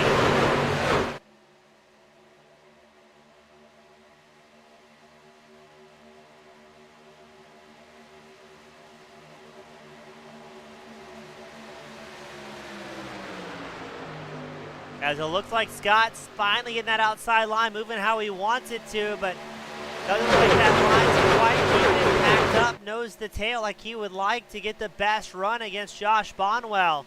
As Scott cycles from first to third just on the draft. Watching that inside line snake by.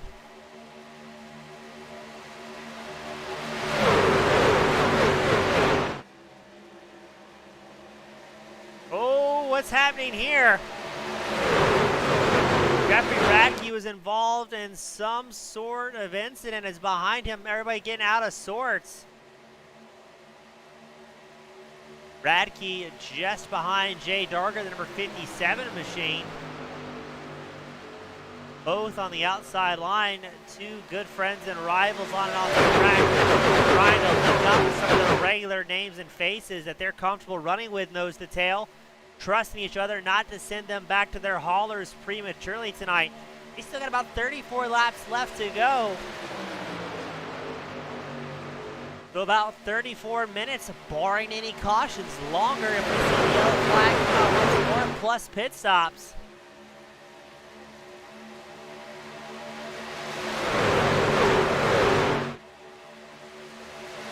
These drivers are going to hang it all out. They know the money's on the line. And to win it, you got to be here at the end of it.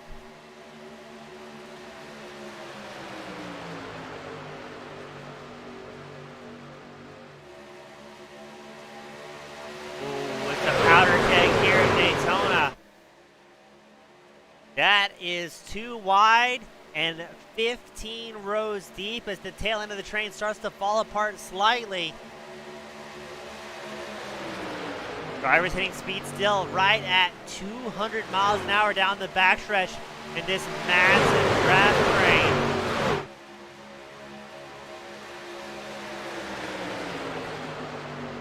Now from up here in the booth, and I think the driver's perspective as well, I would love to see some long green flag runs form up. Allow these drivers to show a little bit of their strategy and see what it takes to bring it home as, oh, they're cutting through traffic 3 wide. As the number 27 of Brian Kaiser, he's riding the high line, trying to make himself as small as possible, as there is a freight train of traffic that made their way by. Well done, having the forethought and the know-how to hop out of the way, as Barney, our flagman, looks on in awe at these drivers absolutely sending it. Looks like we've gotten about 12 laps on this run, so one of the better runs we've had so far tonight.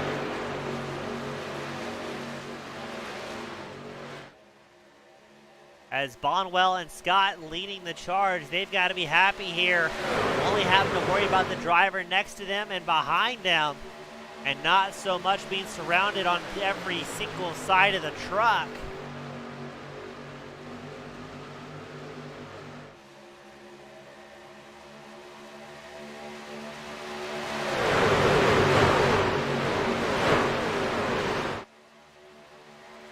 Ooh, but the caution flag will come out once more, as it shows Darlington, Ross, and Ridnar involved in that one. Ooh, look at Ross. Yeah, that's Chad Ross in the high line. What happened here? Looked like the number... Oh, no, this is going to be exciting. Let's pan that camera angle to Chad Ross. Ooh, the number 8 machine got in. I can't quite see the number 27, who was a lap down. And Chad Ross is nowhere to go, and the ARCA brakes continue.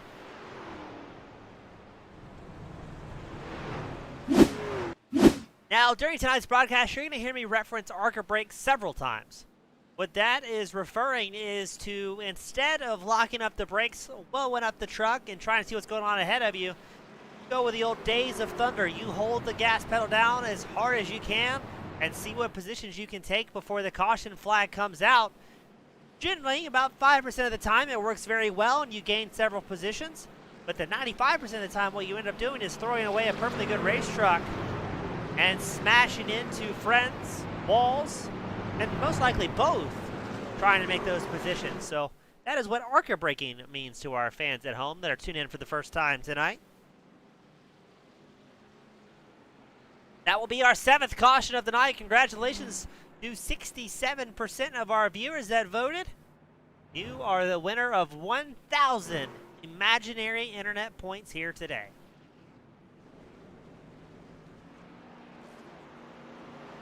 Minnick will be the only driver opting to stay out. That means he's also betting on at least one more caution.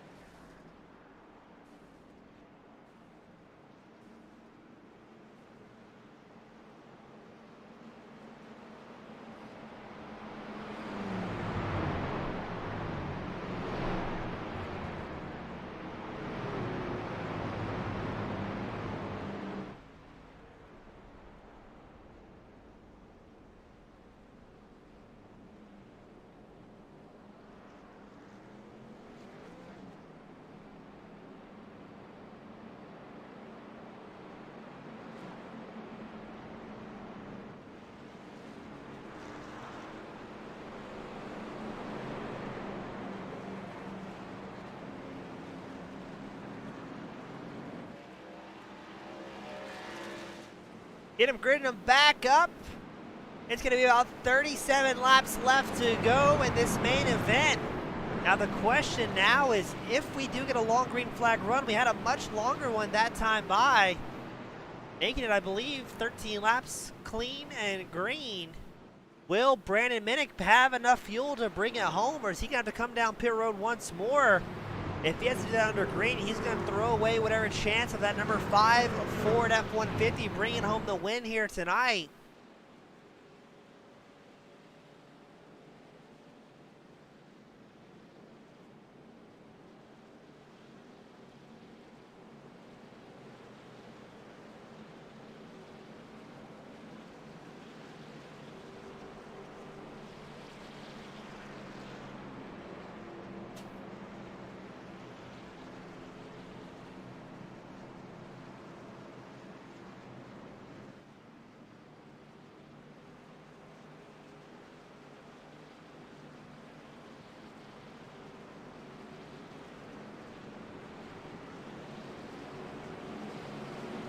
All right, there's a Ford Entertainment Group saying that this video gets 50 likes, I get a bonus. So ladies and gentlemen, do me a favor, give a like on the video, help a brother out. I greatly appreciate you all tuning in. I appreciate Jeffrey Ford having me on board as we go green once more.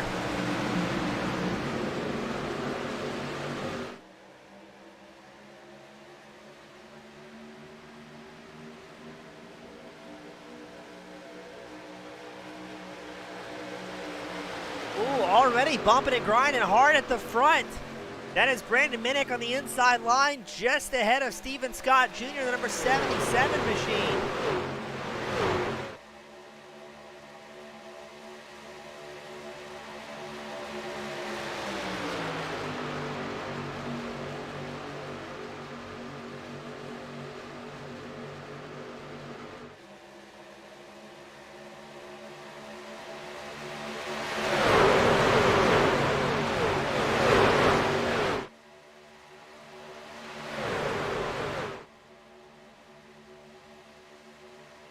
And bumping and grinding quite hard out front, Josh Bonwell. Brandon Minnick still battling for the race lead. Bonwell on the outside line, but that'll be punctuated by a caution. As, oh no, that was like Derek Fulton maybe in that one.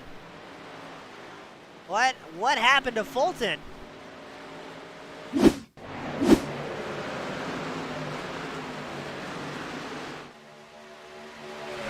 Round and around he goes. Back out into traffic, narrowly avoids the rest of the field. Well done, the other drivers having the forethought. I think what's happening as well is these drivers are calling out on the radio what's going on, who's involved in the incidents.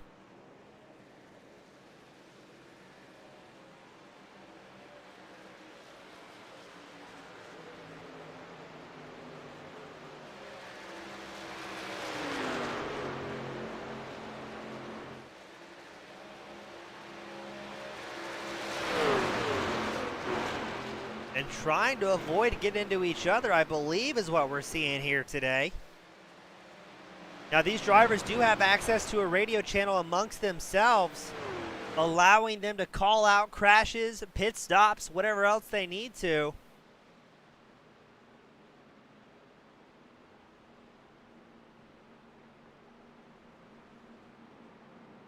And maybe, at times, voicing their displeasure. Which I have a feeling the radio may be used a few times for that.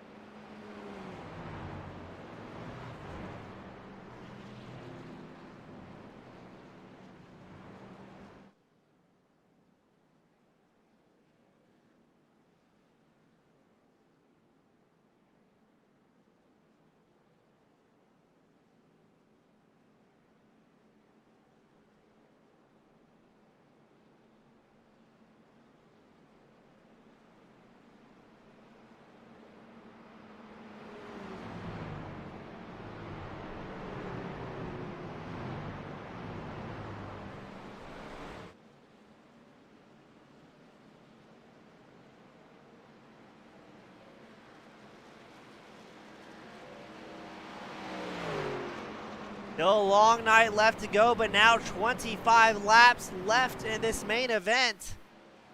And still, I think anybody's guess who's going to actually bring it home here today.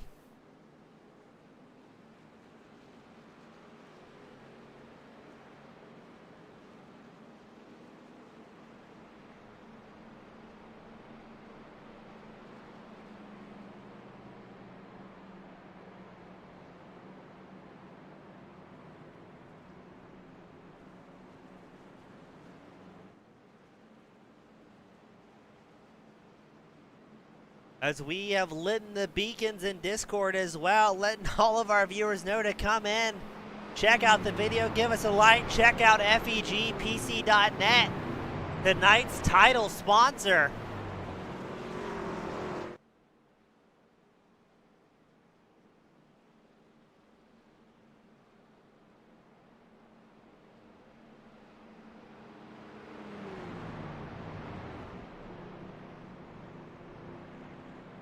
As it looks like it's going to be 23 laps left to go for this restart.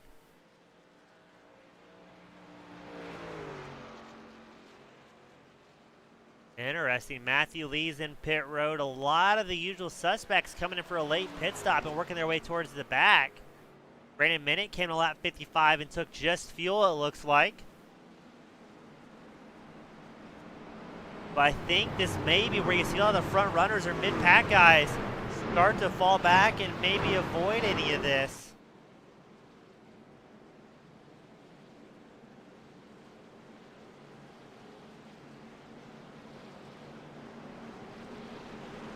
As we grid them up, double file, Bonwell and Arvanetti's on the front row.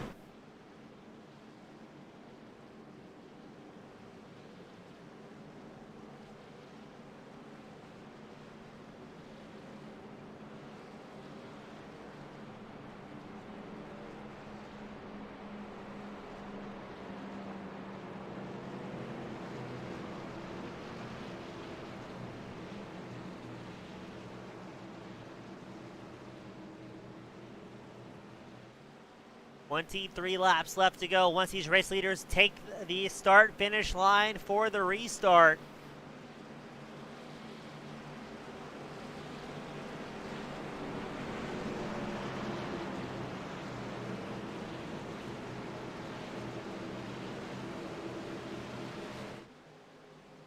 Pace car dives down pit road.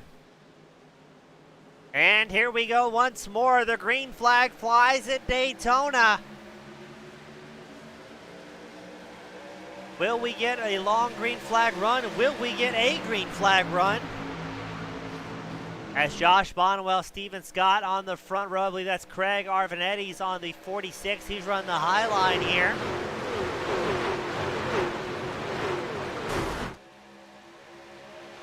And already, the green flag will not fly. As look at the field there. That's a massive pack. That is Tony Moreau, the 49 machine. I want to say he blew up is what it sounded like.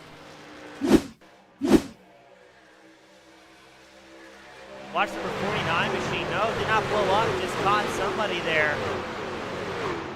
And goes careening around. That was short-lived, ladies and gentlemen.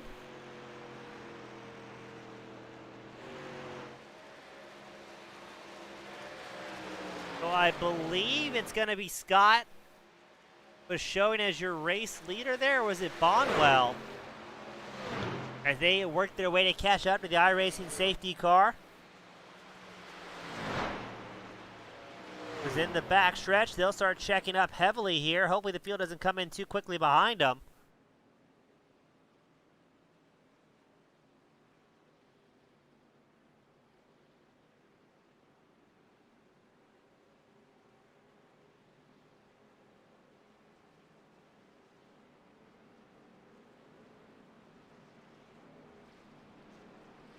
Now, we are also giving away a $25 gift card to the Team Goon Squad website to the driver that finishes 35th here tonight. Right now, that is Brian Darlington in the 555 machine in contention. He's up 7 spots from where he started, and still in an opportunity to bring home a little bit of extra money.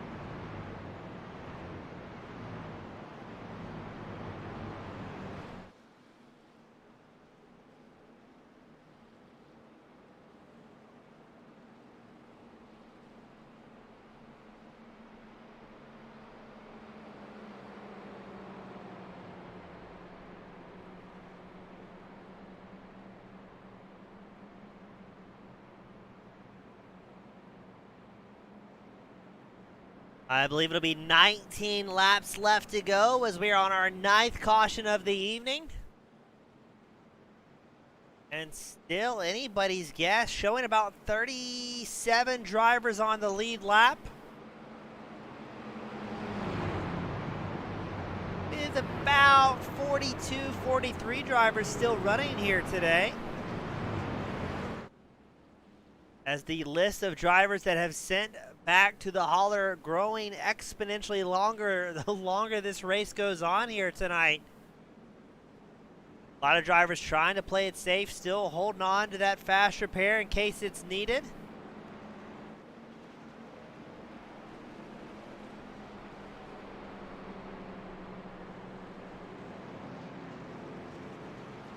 And again, once we wrap up this show, we're going to go straight into the late night event here tonight, where an additional $500 is up for grabs.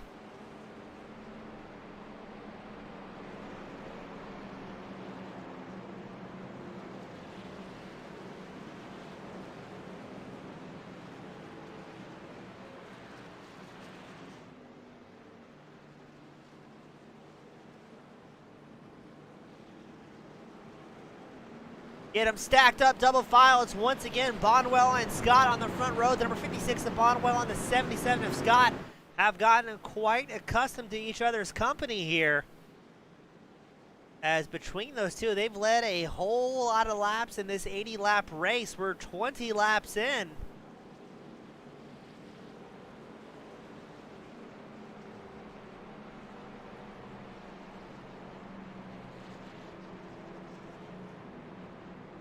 And I think still a flurry of cautions away from finishing tonight and deciding who's going to be winning the grand prize.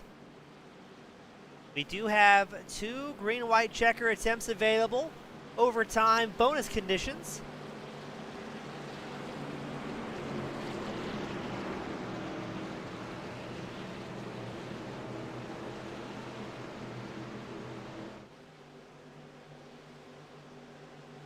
Race car is in. Green flag is out. Away goes Bonwell and Scott in the front row. Sheets and Arvanetti's follow the second row. Abatello and Mullahan on your third row. Hopefully these drivers can get at least one clean lap of racing here, as it has been a rough one for a whole lot of drivers tonight. Bonwell and Sheets glued together the inside line, trying to get that line going quick. They know Scott has been able to get the momentum on the high line in that 77 machine, as here comes Scott getting pushed by Arvanetti's. Scott shows in lead by about a half of a truck length, but ever so slightly, as here comes Bonwell up on the inside line.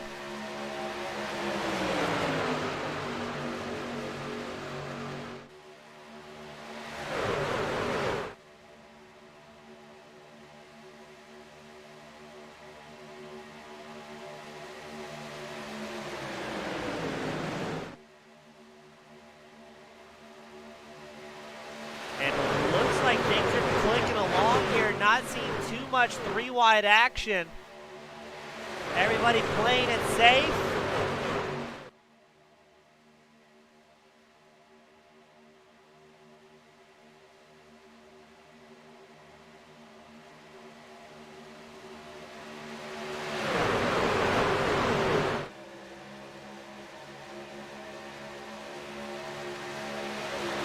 And making their way around. It's still Bonwell on the front row, Scott accompanying him on the high line. Look at the aggressive pushing out of David Sheets, and we're going to have another caution coming out as it shows Stells, Fulton, Colty, Pitts. So this is going to be a good one. Checking in on Stells, and ooh, look at the carnage. As drivers pirouetting around the surface. These guys got to get together, or we're not going to make the start on time of that late night race.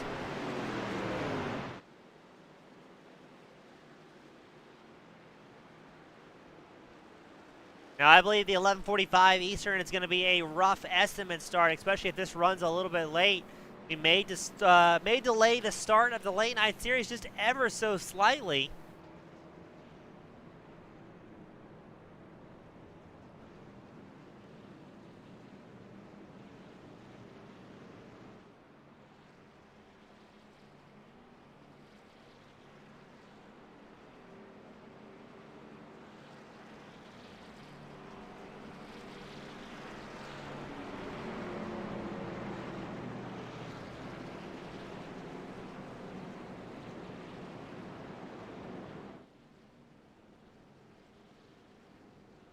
Are we going to see Bonwell come down pit road, or is he going to try and psych the field out? Yes, he's going to commit to it, that number 56 machine.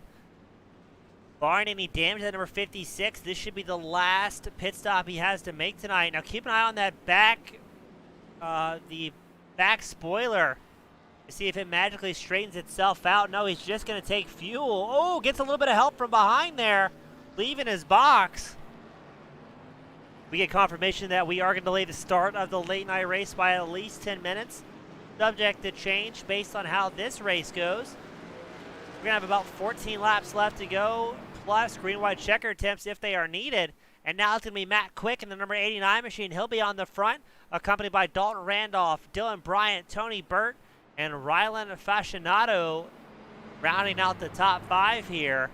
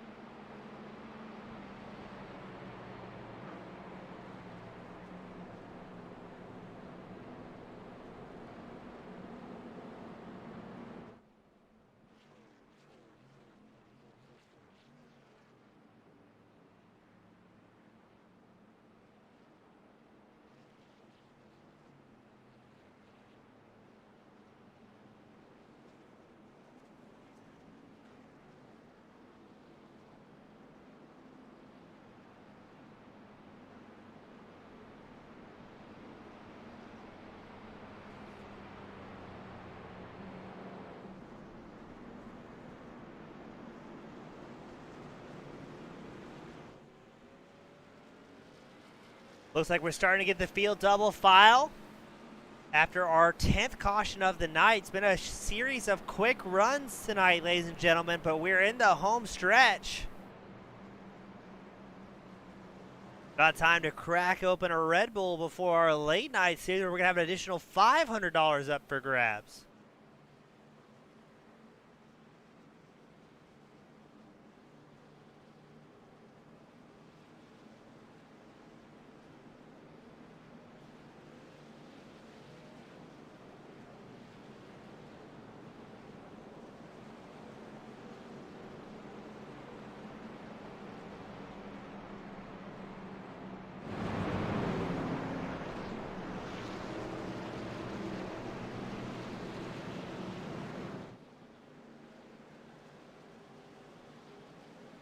The field fully formed up as Quick and Randolph take their positions on the front row. Bryant and Burt right behind them on the second row.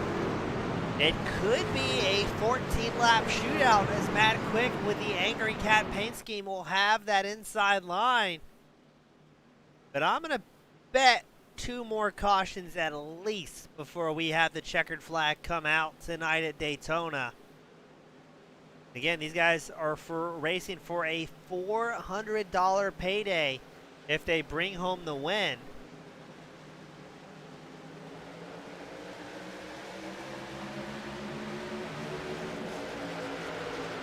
Quick and Bryant quickly linking up nose to tail. Dalton Randolph also hopping down the inside line. As here comes, I believe that looks like Scott once more on the high line. No, that is the number 12 machine making a big lunge. I think that may be Fascinato with Matthew Lee. No, is it Dalton Randolph perhaps? Hard to tell, these guys aren't running the right numbers.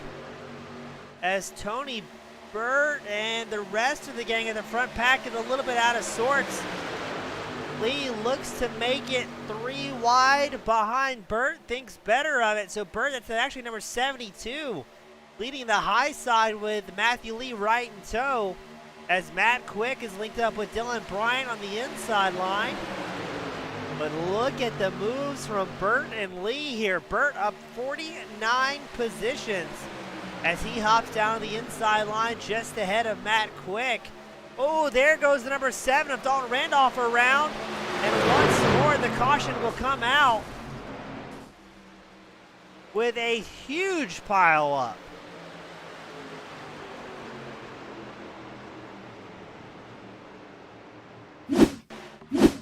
Let's see, Mullahan involved in that one. Fasciato, Abbiatello, Darlington involved. Oh, that's one of those weird crashes where it just pins you to the outside wall, and you heard the magic smoke come out of that number 9 machine as the field checks up. We're going to run a very quick commercial break so I can grab some water. Don't go anywhere. We'll be right back.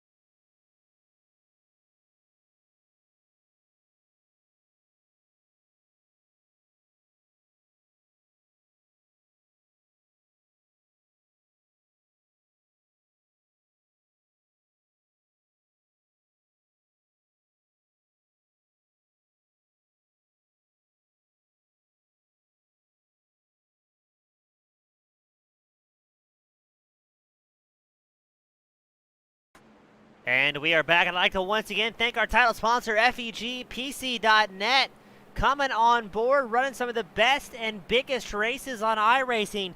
If you're looking for a new custom desktop solution, be it for iRacing, Microsoft Flight Sim, or any other intensive project you can think of, hey, maybe you want to be an iRacing broadcaster, check them out. FEGPC.net for your custom desktop solution.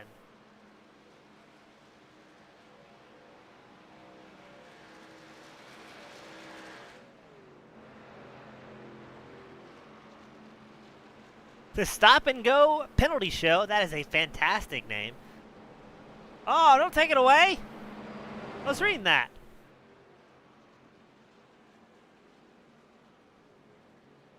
Saying that's going to thin the herd down just a little bit. I would tend to agree. Because it is late in the race. It's going to be about 10 laps left to go on this restart. And a large portion of the field has used up those fast repairs.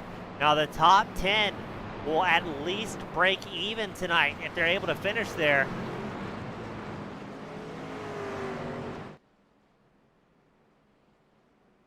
But the top 5 will all be taking home a tidy profit here tonight.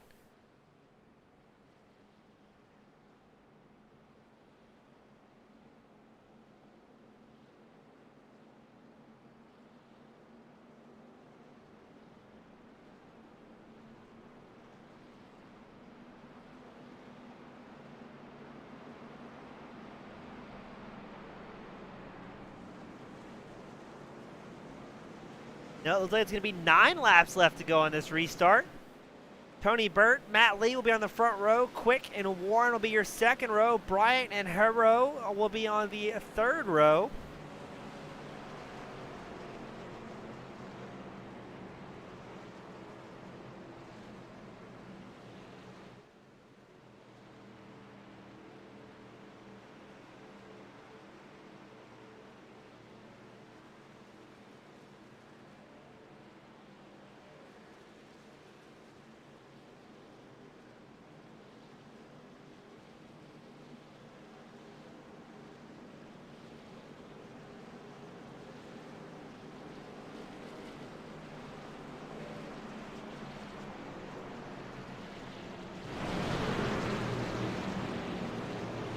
it'll be a 9-lap shootout, and we do have the 2 green-white checker temps, the overtime conditions that could come into play here.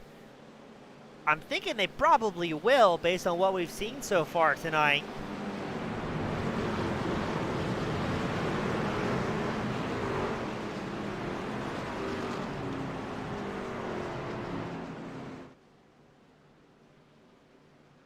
We get ready for the iRacing safety car to make its way down pit road. He's got more miles and more laps led than anybody at this point, I think. He's going to need a fresh set of good years and maybe an extra 5 gallons thrown in that sedan by the time it's all said and done. But he's going to come back down pit road to enjoy his water and Red Bull. And away goes Tony Burt on the front row. Matthew Quick will be right behind him. Number 19 machine of Eli Warren. It gets away from behind Matt Lee. And maybe, there we go, Lee's getting some support from the number 49 machine of Tyler Hero. And it looks like the 18 of Dylan Bryant. To try and make some moves early on here, but a little bit further back, we've got some off-track excursions already. As Brandon Minnick triggers the broadcasting software, but no caution as of yet.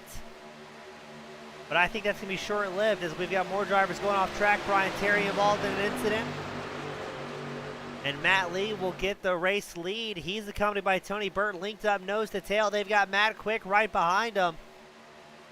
And now Dylan Bryant will be leading the high line, but he's about 4 cars back. He's got to get that line rolling and doing so quickly as Burt gets a little bit squirrely behind Lee. And now Quick's going to hop to the outside line, but I think the caution will be coming out as Brandon Minnick is triggering the crash report.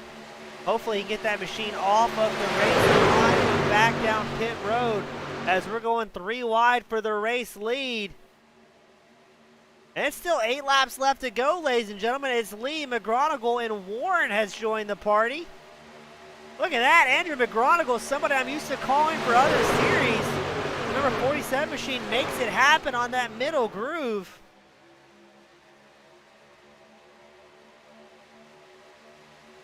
Trying to catch up to Matt Lee and maybe put himself in front of the 04 machine. He's shown as your race leader by just a little bit, but it was Lee at the line by less than 1/100th of a second. We've got some good racing left to go. McGronigle takes a peek at the inside line. He's accompanied by, I believe that's going to be Tony Burt, and around they go. As a large portion of the field looks to maybe hit the incident limit. Where did they go?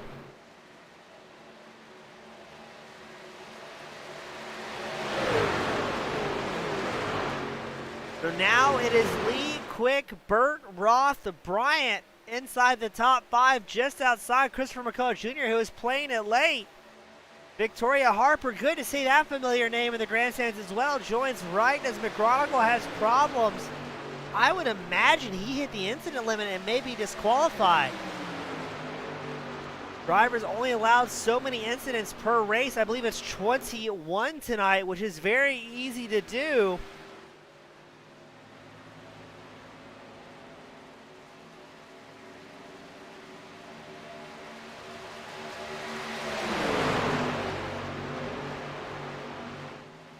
Now this is where you can see the drivers that save those incident points.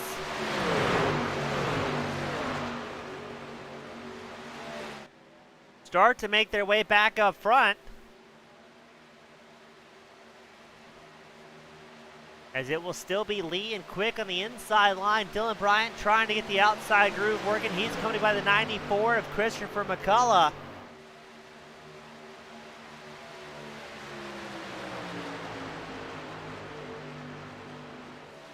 It's going to be a 5-lap shootout with, I believe, it's going to be about 8 drivers still with a chance to win this if we go green out till the end. Now, Lee, Bryant, and Quick have not come down pit road since about lap 55, 56, as they quickly blitz around traffic.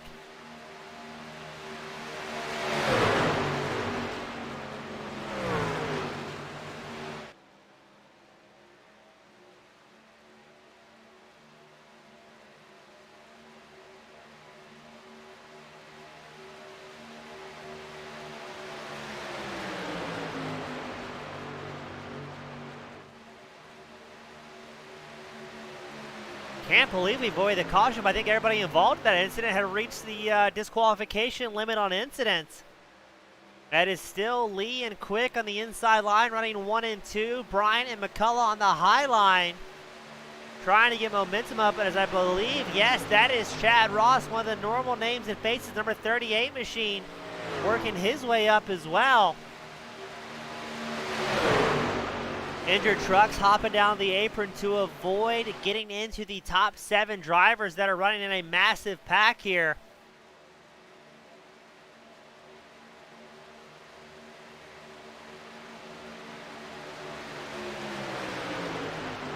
Looks like everybody getting through nice and clean, not too many issues. As now Bryant has some momentum on the outside line. He's going to try and get himself clear of Lee, but it looks like he's having a little bit of problem of linking up with McCullough in that 94 Chevrolet.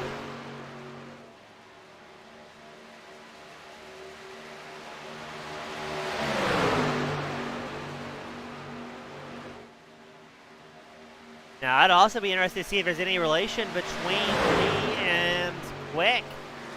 Excuse me, Lee and Bryant both leading their respective lines. We've seen that in the past where two teammates will try and get up front and control both the lines and bring home a very substantial paycheck for the team.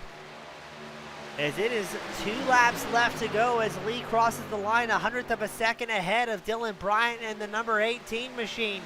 If we can take the white flag, we will finish this event without using our green-white checker attempts.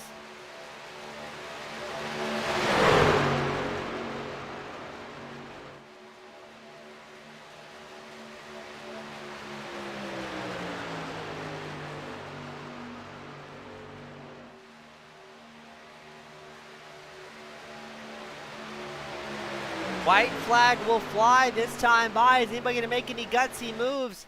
Or are they going to be happy with a pretty good paycheck? It would be a crying shame to throw away the race at this point, as now the white flag will fly for Dylan Bryant by less than 1/100th of a second at the line. Matt Lee still on the inside line. You're about to see some drivers getting a little bit impatient, doing some heavy pushing here.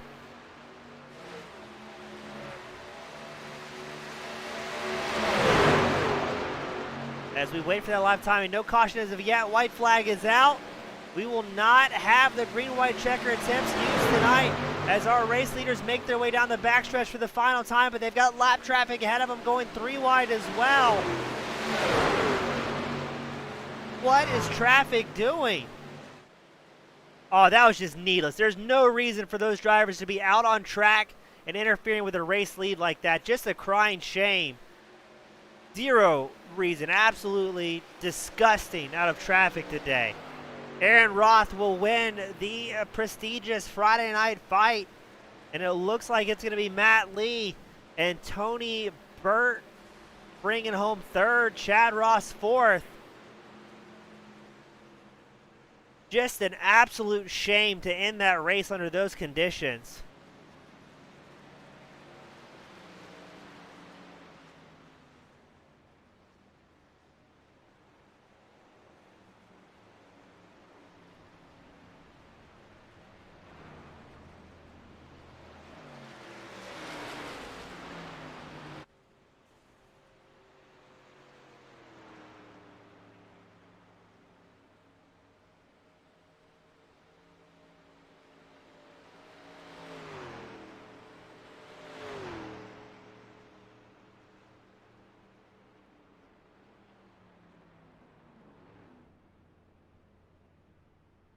We're going to try and get our top 3 drivers up here into victory lane, as I have a feeling the driver chat will be going absolutely ballistic at this point in time.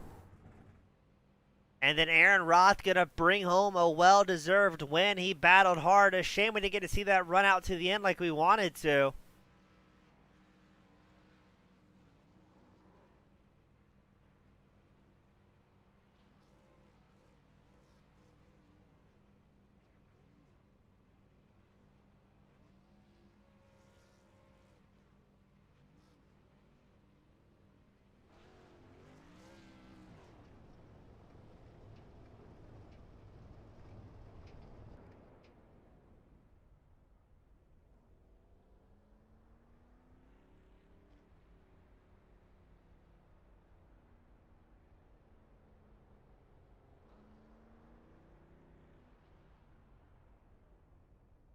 Had a bit of a problem with Discord. Let's see if we can get that back open. Something happened there.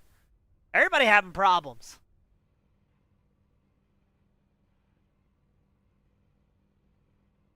So we're going to wait for our remaining top 3 drivers to get up here in victory lane. I have a feeling there are some discussions being had over the driver radio.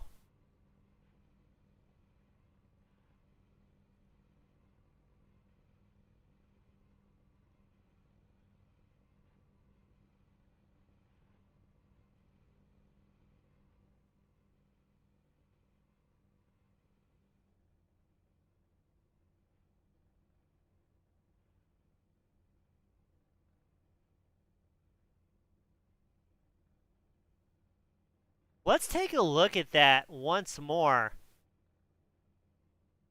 because I'm a little disappointed.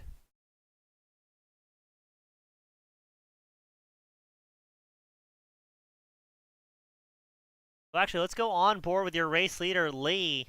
And on board, let's really slow this down here. He's side by side with Bryant. And just ahead of him, traffic is going 3 wide. The number 99 machine tries to go high. I think that's the number 91 square in the middle of the racetrack. The leaders try and cut through. Everything's on the line. Lee makes contact with 91. Bryant gets shoved hard on the outside wall. And then Aaron Roth, the Magic Man, able to cut through the carnage. We get word from our chat that Race Control laying down the hammer here tonight. And I don't want to detract from what Aaron Roth was able to do here tonight. He picked up a spectacular win. He earned it nice and clean. It's just disappointing, I think, to me as a broadcaster and you as race fans, to see the race come down to that, where 6 drivers that were in the running there had an opportunity to make something happen and just found themselves with traffic going 3 wide. It's not like the drivers didn't know that was going to happen. They knew the race leaders were coming.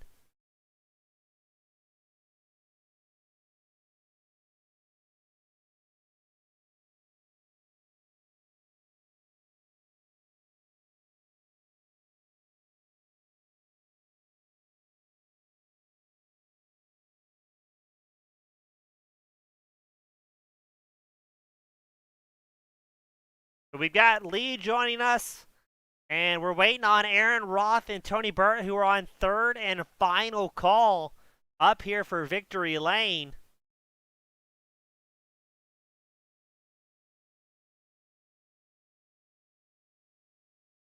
We got Corlin Herman. I remember joining us earlier, running out of fuel in the most precarious of positions. I think I see Aaron Roth.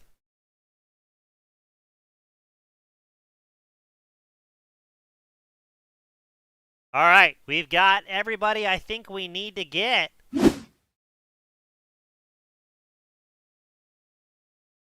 Joining us first will be Tony Burt and the... Whoop, where'd Tony go? There we go. No? Tony, you got a copy?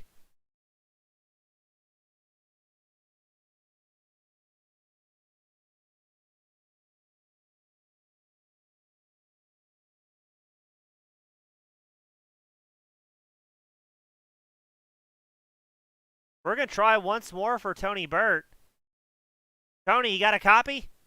Yes, sir. All right, Tony, there we go. Finishing 3rd in the number 72 machine. A wild and exciting night from start to finish. What did it look like from your point of view? I don't even know. I can't even put it in words. That last lap was brutal. The last 500 feet was brutal.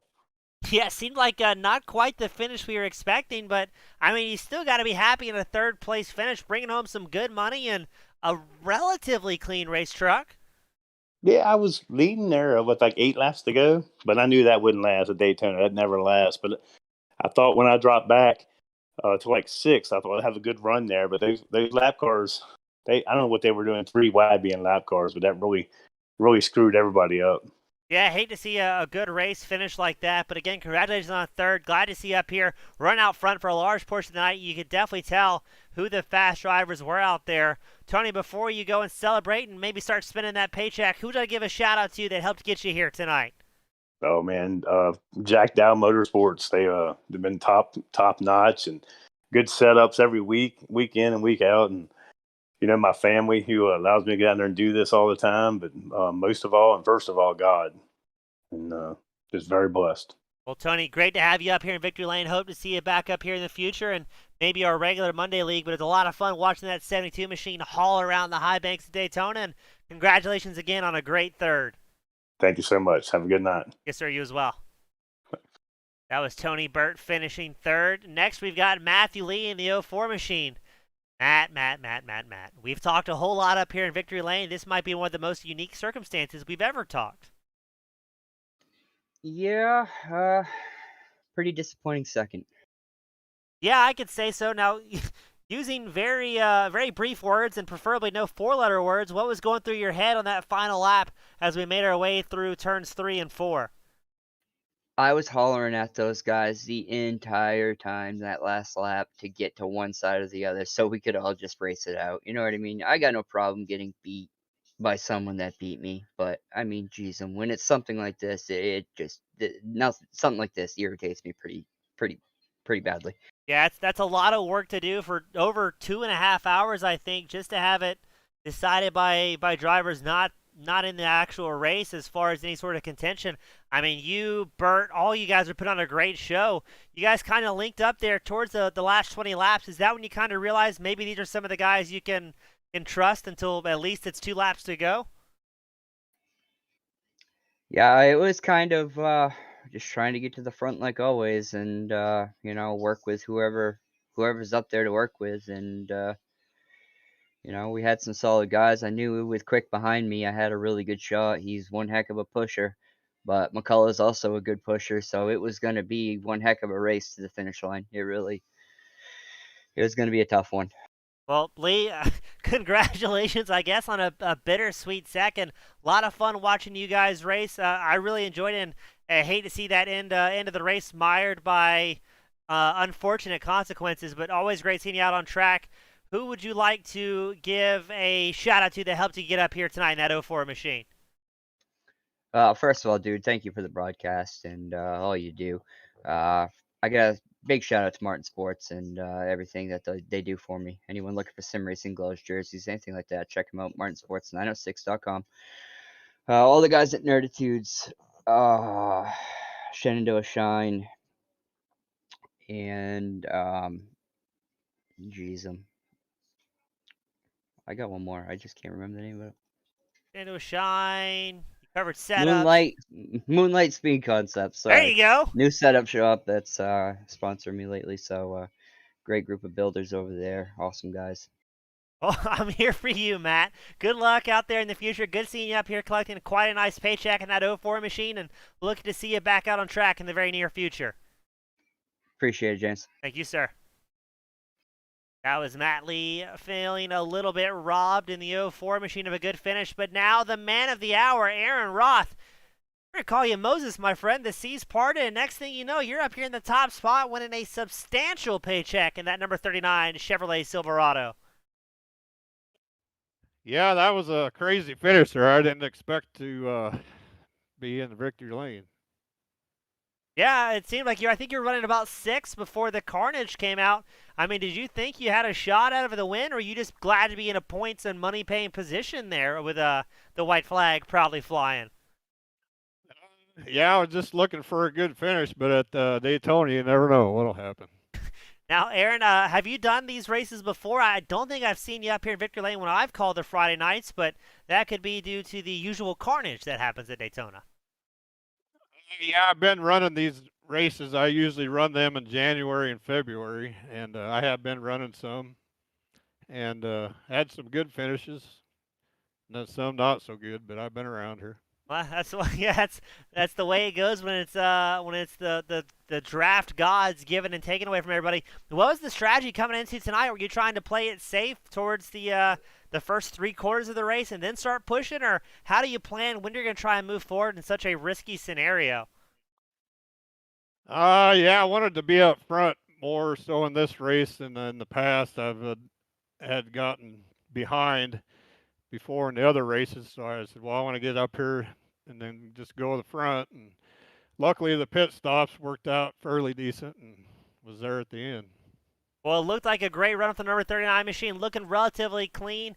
Aaron, you have the distinct privilege of this main event. You get the last send-off of the night, my friend. Who do you want to give a shout out to? Friends, family, sponsors. The floor is all yours.